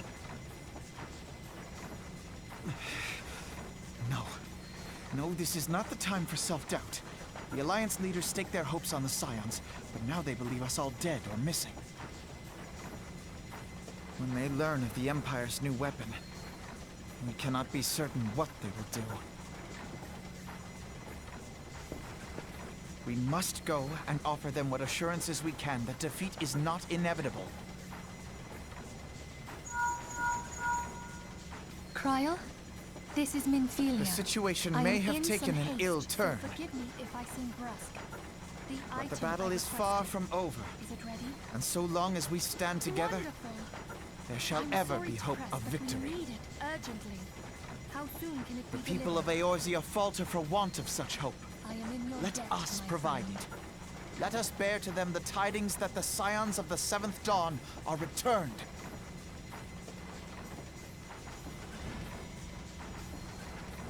Matters are coming to a head. I hope we can count on you. My regards to Grandfather.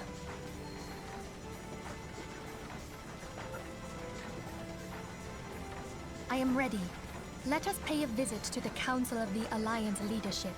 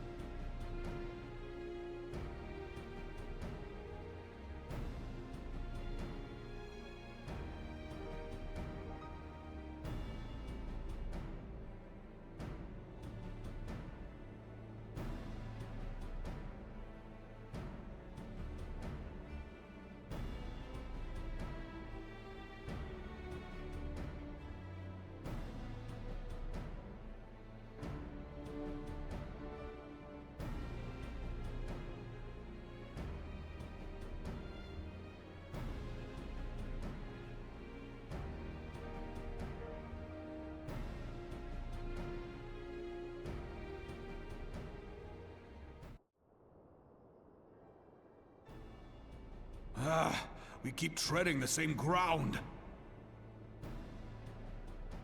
Van Belsar's demands are clear.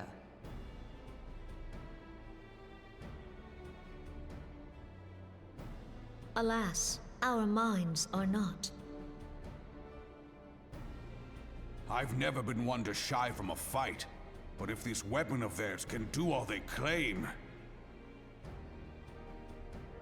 It has been 5 years since the calamity, and our people have scarce begun to rebuild their lives. Can we now, in good conscience, call upon them to risk what little they have left? I would spare them the pain of further conflict. Conflict, I say, though that would imply forces set in opposition. If the combined might of 3 primals could not stay Garlemald's new terror, what meaningful resistance can we offer? We who struggle to quell the foes who rise up within our own borders. Long have we fought the primals, but to what end? We strike them down at no small cost, only for them to rise again and again. Are we to play this profitless game for the rest of days? I, for one, grow tired of it. Mistake me not. I do not propose to trade one tyranny for another. I love liberty. But conciliation need not mean oppression.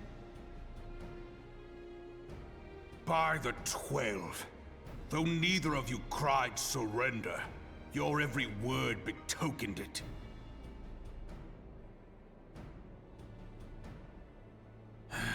Not that I deny there is truth in what you say, nor can I rightly claim that Ul'dah is ready to fight. Refugees flood our gates, and beastmen swarm our land, while the great and the good do nothing. My flames struggle to bear the burden. I put on a grand show at the Remembrance Service, made all manner of lofty promises. I've made good on not a bloody one. Do not blame yourself, Rauban. You said only that which the people needed to hear. All present have done the same. Our citizens had become lost to hope. If our words serve to kindle it in them anew, better we speak than remain silent. Our enemy condemns us for failing our people. Yet what does he care for their well-being? While we labored to rebuild their lives, the Black Wolf built instruments of murder with which to end them. Her Majesty speaks true. For all our failings, the people's well-being has ever been our foremost priority. While none among us ever doubted that the Empire would one day resume its war, we scarcely had means enough to solve the problems of the present. Aye, which is why we look to others to safeguard our future. The Scions of the Seventh Dawn.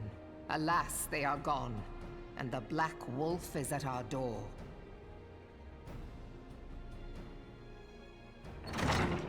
Admiral! I fear you are mistaken.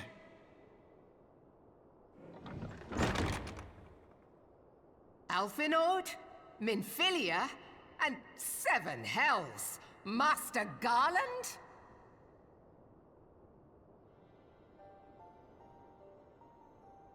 And you, dear friend. By Ralga, you're alive. All of you. As we approached, I would swear I heard talk of surrender. But I know that cannot be. It is not the Eorzean way. Hear me, my friends. Accepting the Garleans' offer to vanquish the Primals would be folly. Folly, I say. For might is not the answer to the Primal threat. Indeed, the more the Empire exerts its strength, the worse matters will become. Primals enter this world when mortals call upon them, and mortals are wont to appeal to a higher power when they are desperate. Nothing is more certain to breed desperation in the beast tribes than the Garleans' proposed solution. The true answer lies in a lasting peace. But the Garleans only know war and conquest. Should Eorzea fall into their hands, there will be such suffering as none can imagine. We are not blind to the many challenges that each of your nations face. Yet you must not give in.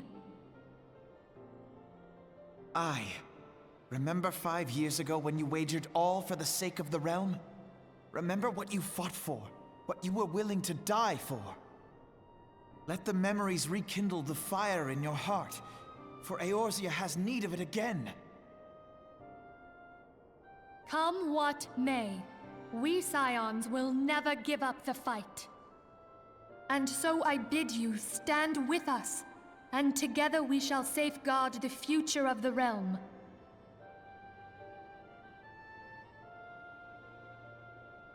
A great man once said that a shrewd merchant grasps not for the quick profit, but invests in the future. Wise words, eh, Raoban? Cid,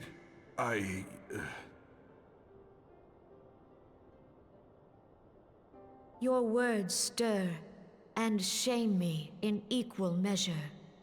How could I contemplate surrender? I know full well that all we have, we owe to the sacrifices of those who went before us. Yet the seeming hopelessness of our plight robbed me of my insight.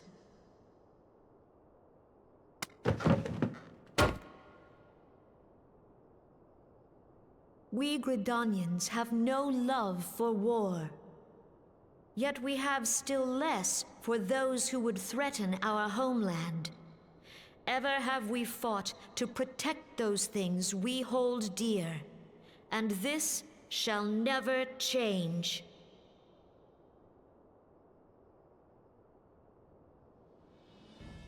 Gridania will go to war. We will fight the Empire for the sake of the realm and all who abide here.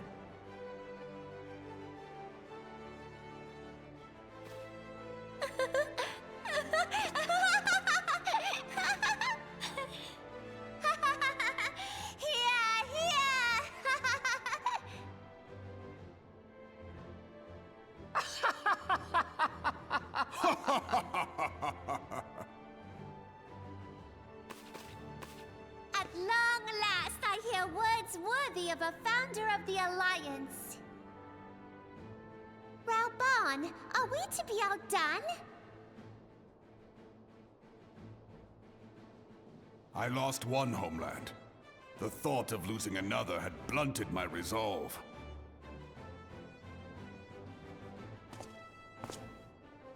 But no man knows better than I that if you want aught, you'd best be ready to die for it.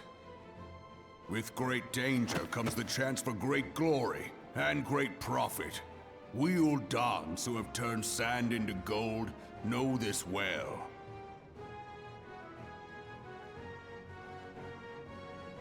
How many times have we fallen into the pit of despair, only to have you pluck us out? I've fair lost count.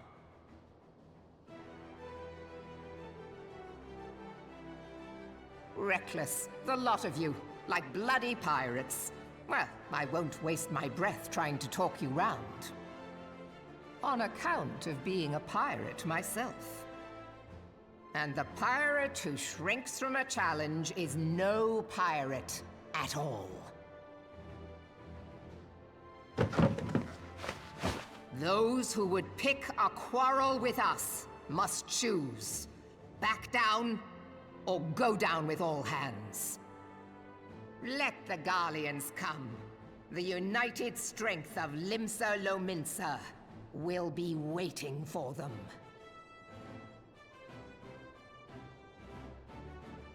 If our our realm is to be free of this pall of darkness, let it be by our own hands. For Eorzea!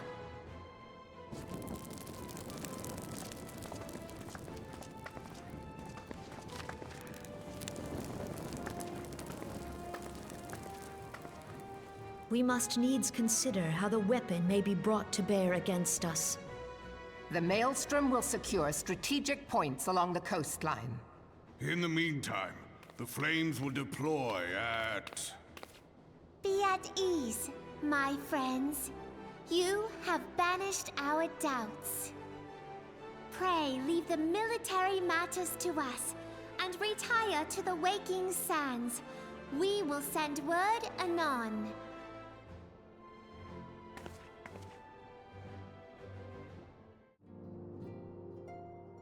I cannot well express my relief to think that the Alliance came so close to surrender. But the fire in their hearts has been rekindled, and they will fight to the last. This warmth inside. Did you feel it too, Grandfather? I would know something. Was that your power at work earlier? Nothing of the sort. The leaders of Eorzea had lost their way. I merely helped them to find it again. Oh, hello. Yes, our party returned just a moment ago.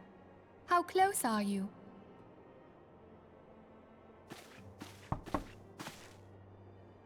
It's all right, Sid. We must needs plan our next move. Pray continue liaising with your respective nations. Sid, would you be our man in Ul'dah? I'll be whatever and wherever you need me to be. We haven't a moment to waste. All right, let's do this! Thancred's fate weighs heavy on my mind. I cannot bear to think of him in thrall to an Ascian. Mayhap you know this already, but the Ascians are immortal beings without physical form. Since time immemorial, they have fanned the flames of chaos from the shadows. That they might work unseen, the Ascians entrap and possess mortal men by means of malign artifacts known as crystals of darkness. One such crystal may yet be the key to saving Thancred.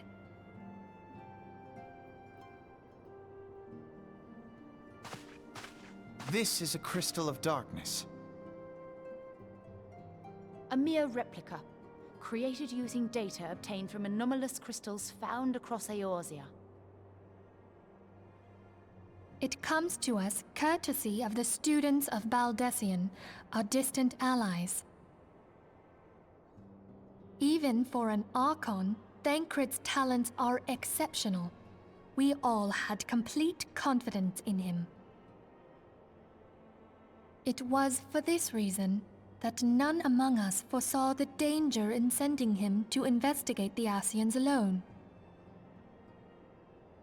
Thancred had been striving to fill the void left by Louisoix. Yet, it was plain that he was overtaxing himself. Yeah, he would volunteer for everything and work till he was dizzy. And the toll taken by his exertions made him vulnerable to Ascian influence. The crystal that binds Thancred must be somewhere on his person. If we could but destroy it, his Ascian possessor would be compelled to relinquish control over him. You have proven the stoutest of allies, standing with us through thick and thin. Yet the most perilous struggle is still to come. For the sake of the realm, and Thancred, I ask that you lend us your strength once more.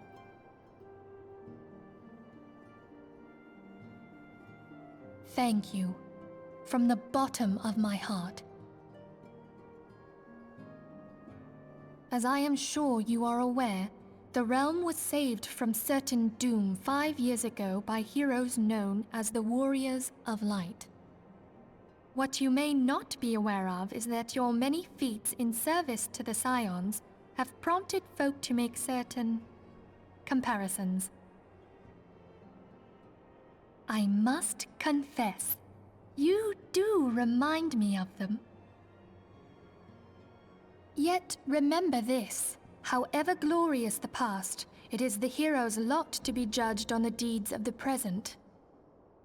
A new darkness threatens the realm, and the people cry out for a savior. I believe that you are he, a warrior of light, here in the present, guided by the crystal's will. Come, my friends. Let us fight to safeguard the future of our beloved Eorzea.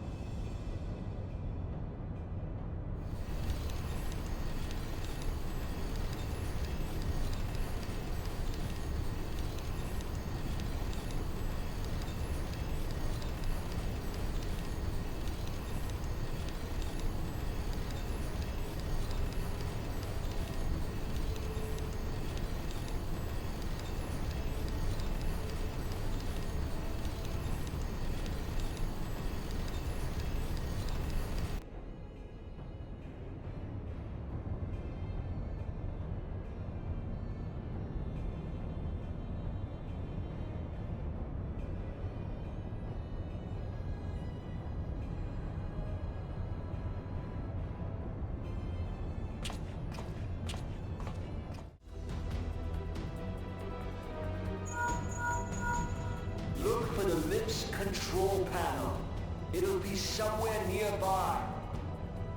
Take the lid down, and you should find yourself in the chamber of the Ultima weapon.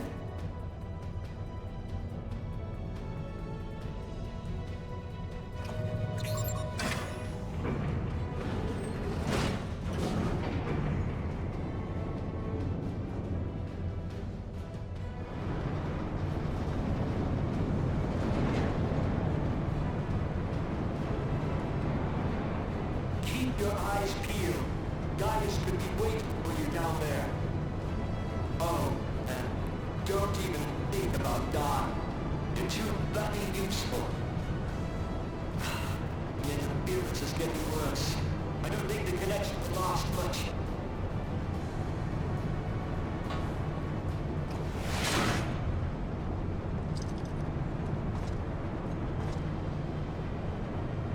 Tell me, for whom do you fight?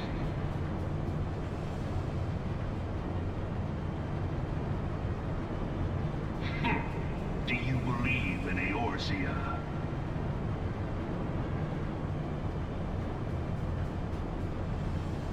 Eorzea's unity is forged of falsehoods. Its city-states are built on deceit, and its faith is an instrument of deception. It is not but a cobweb of lies. To believe in Eorzea is to believe in nothing. In Eorzea, the beast tribes often summon gods to fight in their stead, though your comrades only rarely respond in kind. Which is strange, is it not? Are the 12 otherwise engaged? I was given to understand they were your protectors. If you truly believe them your guardians, why do you not repeat the trick that served you so well in Cartano and call them down? They will answer, so long as you lavish them with crystals and gorge them on ether. Your gods are no different from those of the beasts. Icons, every one. Except but this, and you will see how Eorzea's faith is bleeding the land dry. Nor is this unknown to your masters, which prompts the question, why do they cling to these false deities? What drives even men of learning, even the great Louis Swan, to grovel at their feet? The answer? Your masters lack the strength to do otherwise. For the world of man to mean anything, man must own the world. To this end, he hath fought ever to raise himself through conflict, to grow rich through conquest. And when the dust of battle settles, it is ever the strong who dictate the fate of the weak.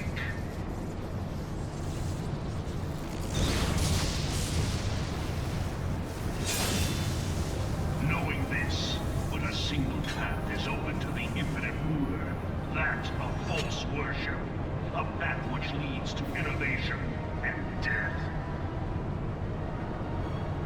Only a man of power can rightly steer the course of civilization. And in this land of creeping mendacity, that one truth will prove its salvation. Come, champion of Eorzea, face me. Your defeat shall serve as proof of my readiness to rule. It is only right that I should take your realm, for none among you has the power to stop me.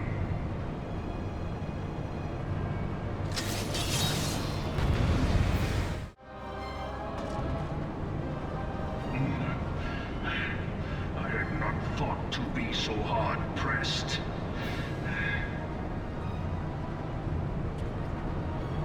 Your strength is most impressive. Such power befits a ruler. Yet, you lack the resolve to put it to proper use. A waste.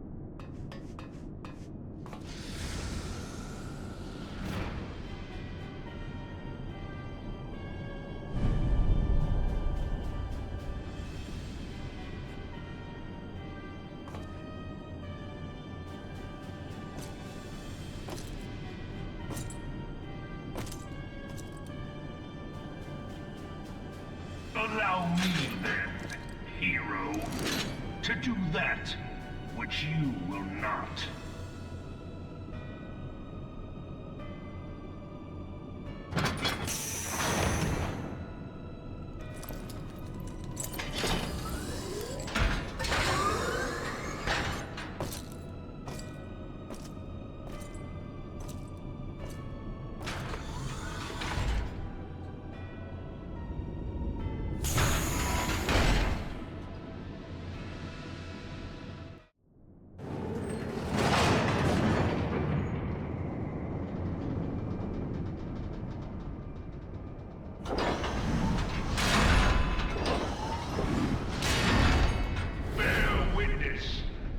True power of the Ultima weapon.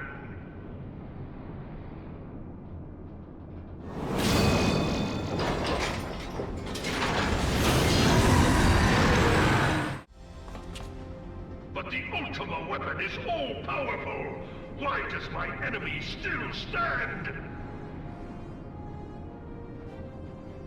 Can his strength truly be so great? It is the blessing of light that confounds you.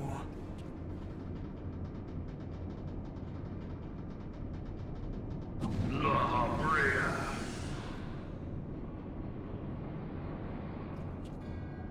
Your foe acts under the protection of the crystal he bears. So, this is what empowers him. Beyond mortal limits. If you are to prevail, the Hammer of Darkness must needs be brought to bear upon the Shield of Light. And so it shall, for the Ultima weapon is host to a power of which you are as yet ignorant. Speak plainly, Ascian. The heart of Sabik.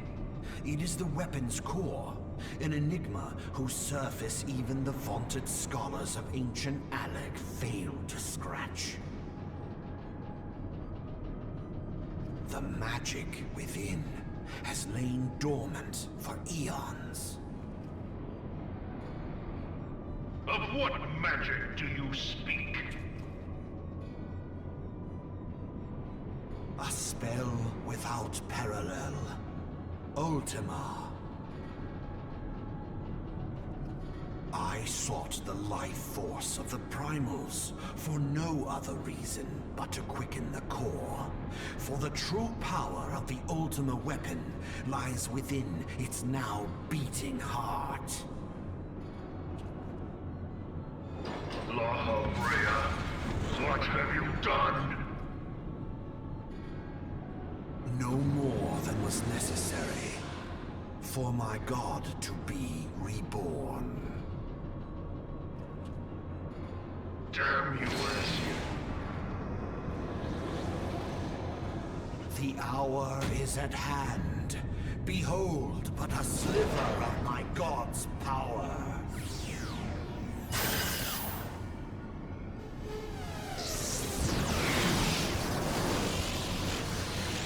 From the deepest pit of the seven hells to the very pinnacle of the heavens, the world shall tremble. Unleash Ultima!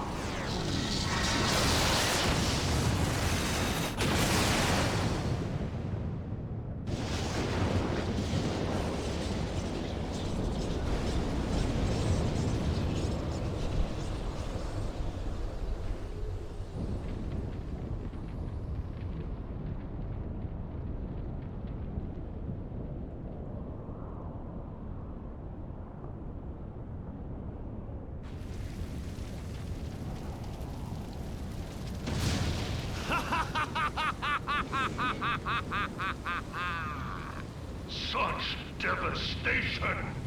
This was not my intention!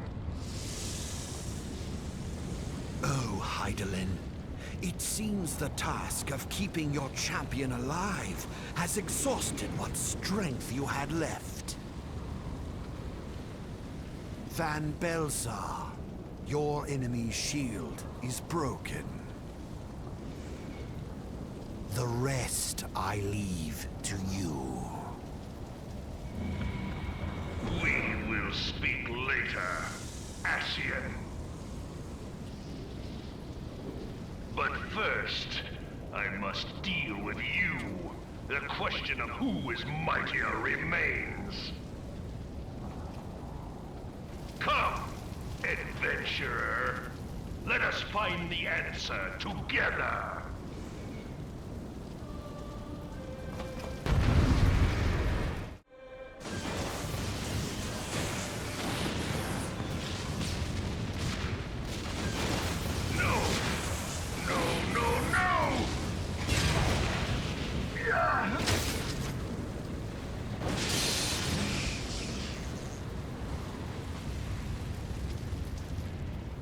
Heed me. The subjects of a weak ruler must needs look to a higher power for providence, and their dependence comes at a cost to the realm. The misguided elevate the frail, and the frail lead the people astray. Unless a man of power wrests control, the cycle will never be broken. You of all people must see the truth in this. You who have the strength to rule.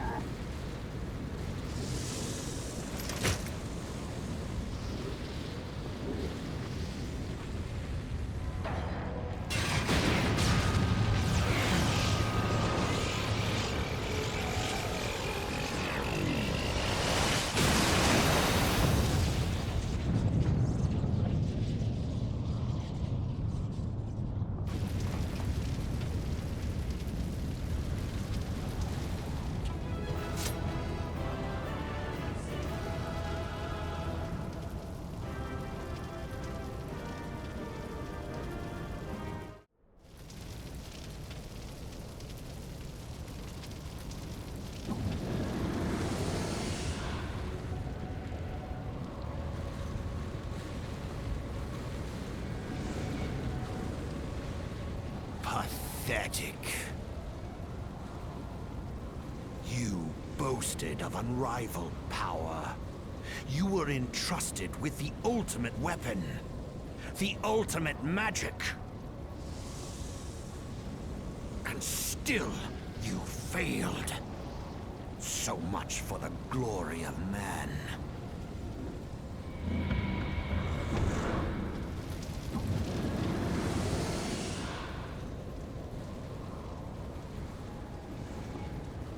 The growing imbalance afflicting the planet must be redressed.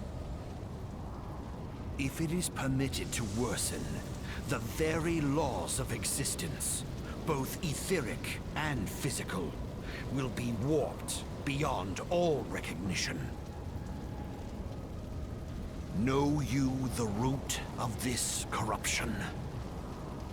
Hydaelyn. Like a parasite, she must be burned out if the planet is to recover. And naught but the return of the one true god will ensure her complete excision. Yet, to pave the way for the Master's return, a chaotic confluence of untold proportions must needs be brought about. And that will necessitate the presence of the primals. Needless to say, both you and your scion accomplices cannot be suffered to interfere in this endeavor. You will not leave this place alive.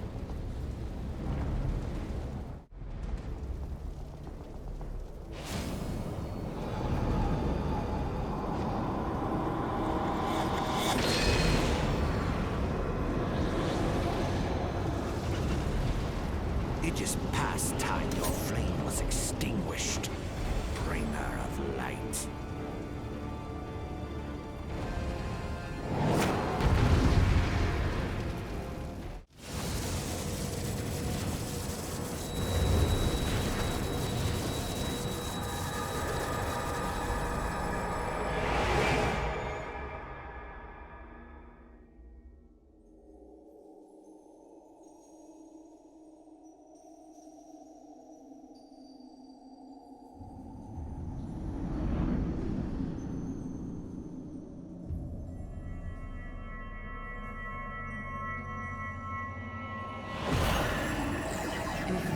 wouldst pierce the shadows, make thee a blade of light.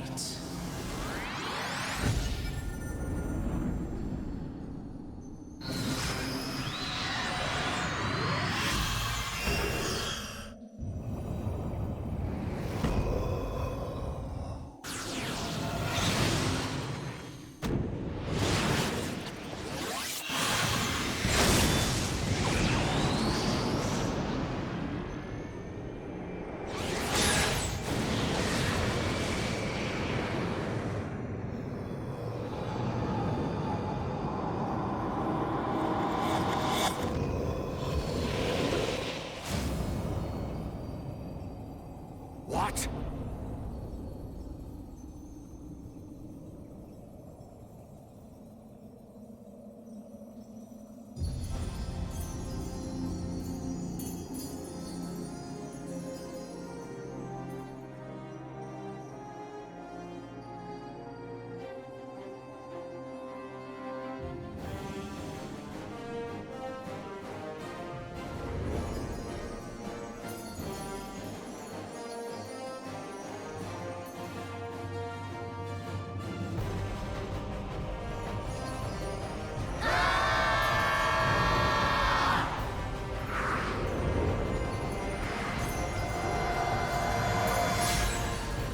Light. It binds them. They are too many.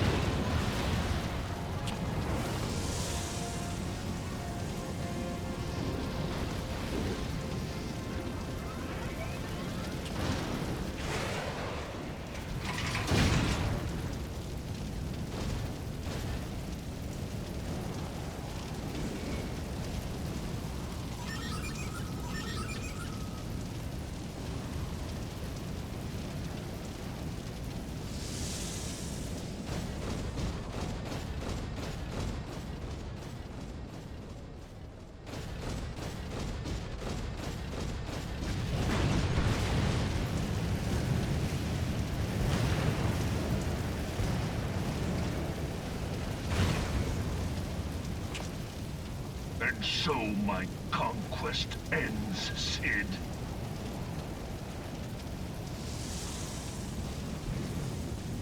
In smoke and ashes.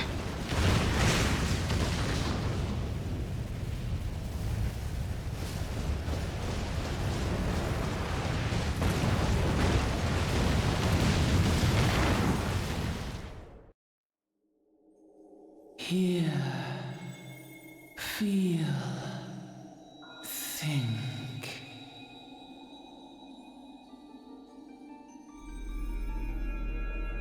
Warrior of light, beloved son.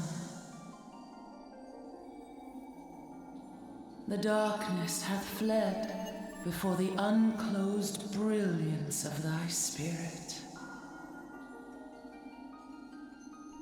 Yet it lingereth still beyond the sight of men, in forgotten corners of the world.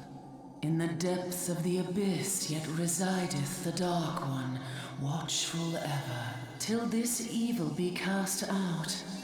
Never shall the world know aught but a passing peace. Yet for the present, a gentle light shineth o'er the realm of Eorzea. With thee at its heart. From sparkling moat shall it swell to glorious sun, and all the world shall bask in its warmth.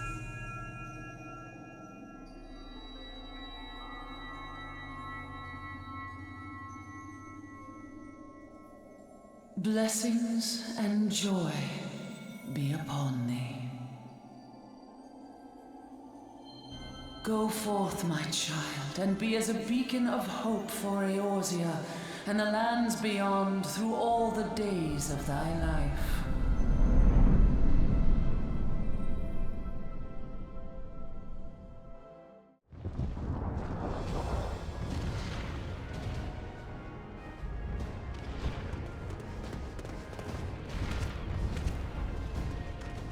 My lady, all Twin Adder units have fallen back to the outer perimeter. The Flames have completed their withdrawal, General. Admiral, all hands accounted for.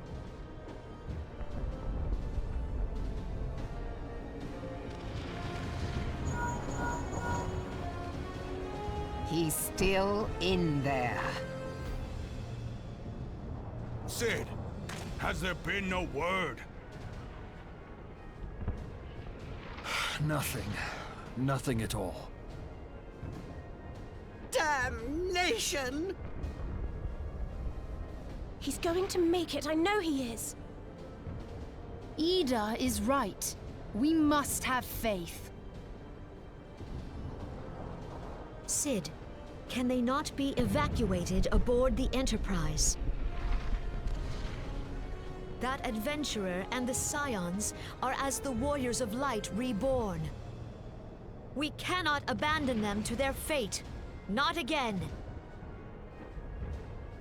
I wholeheartedly agree, but flying into the midst of that would only add to the fireworks. There must be something we can do. Please, Mother Hydaelyn. Please light his way through the darkness. Look into the light, my child. If thou wouldst see thy companions returned safe to thee, reach out to them now.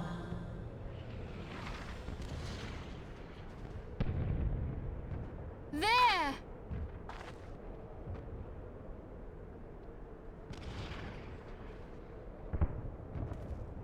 Oh!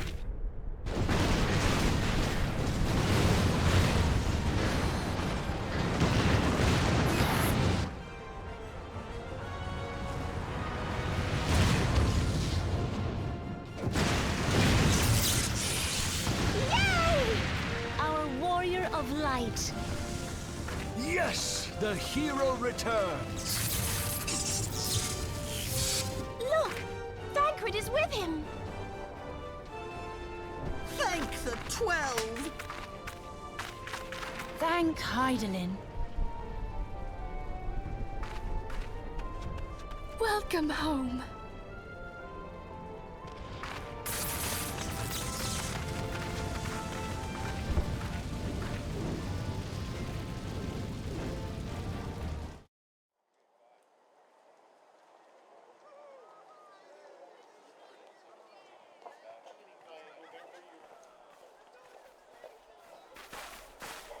You almost got us killed that one time, remember? Now, we both know that was your fault.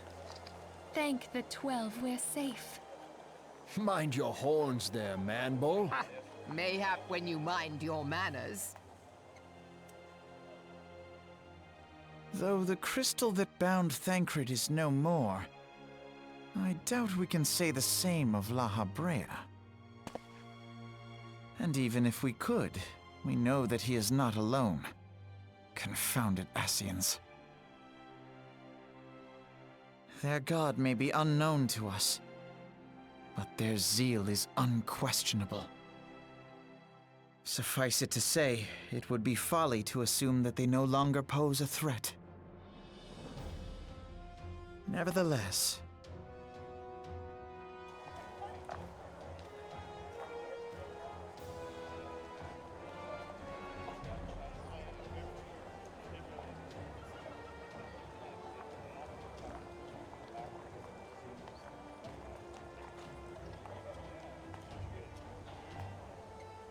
For now, we must savor what peace we have won, however ephemeral. Do you see, Grandfather? Our first step towards realizing the dream for which you gave your life.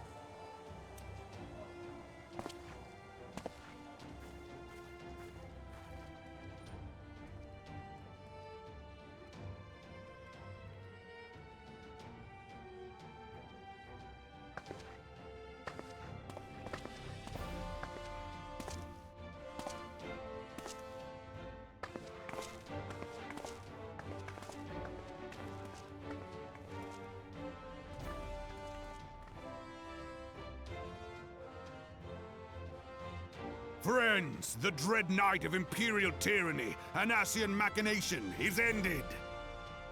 A new day now begins in Eorzea. True to their name, the Scions of the Seventh Dawn, along with our champion, have delivered us from darkness. Let their shared victory serve to remind us of our shared history.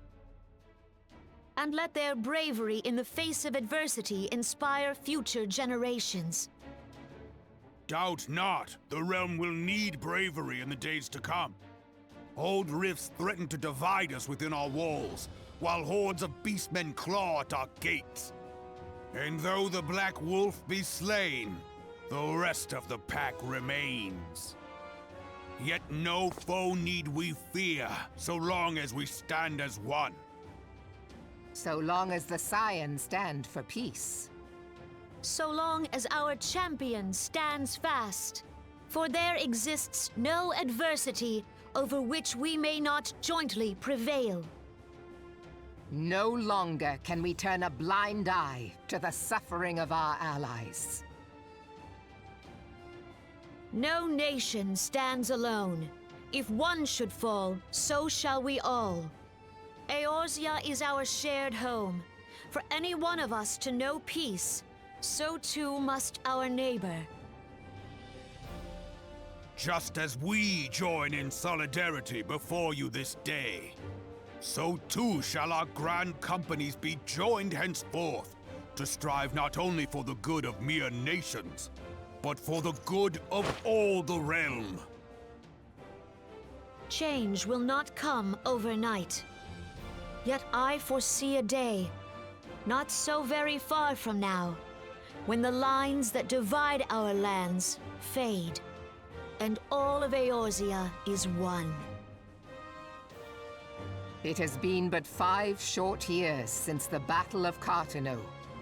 5 years since the advent of the 7th Umbral era.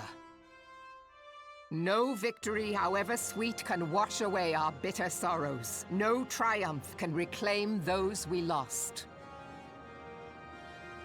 Yet do not presume you honor them by dwelling on the past. It was not the past they fought for. You would repay their sacrifice by looking to the future.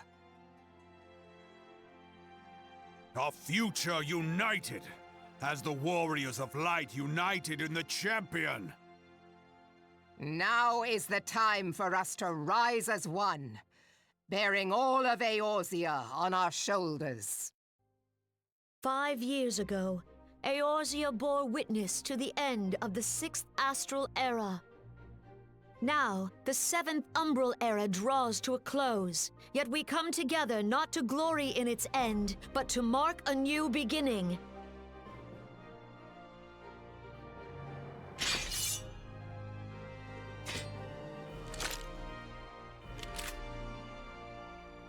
Let it be writ that on this day, by the light of the crystal, Eorzea ushered in a new era. The 7th Astral Era is come! And thus is ours a realm reborn!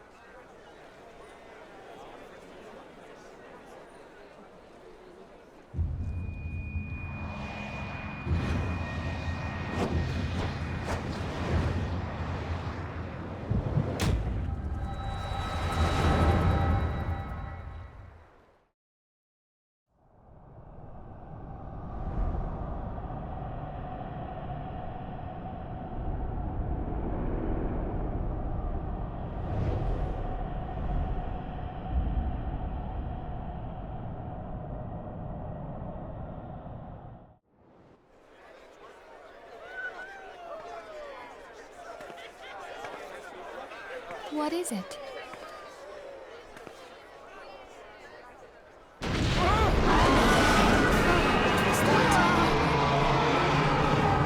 That roar. It can't be. Did you hear that? There's no time to spare. Where is it coming from?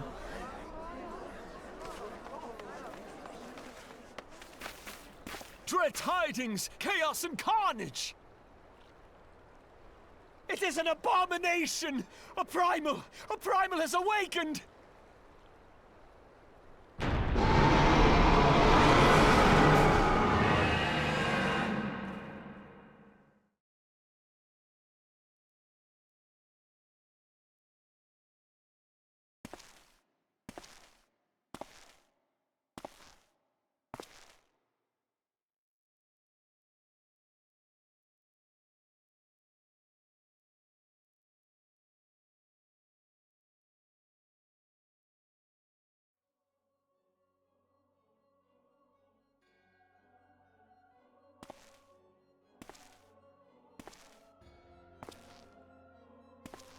Kas Bahamul, move.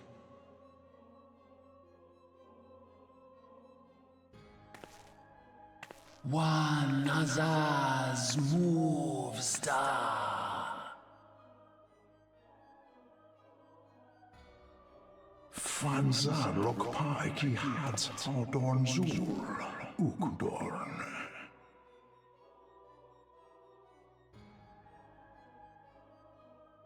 We next starve Chemuv. They only cause the pause right ball.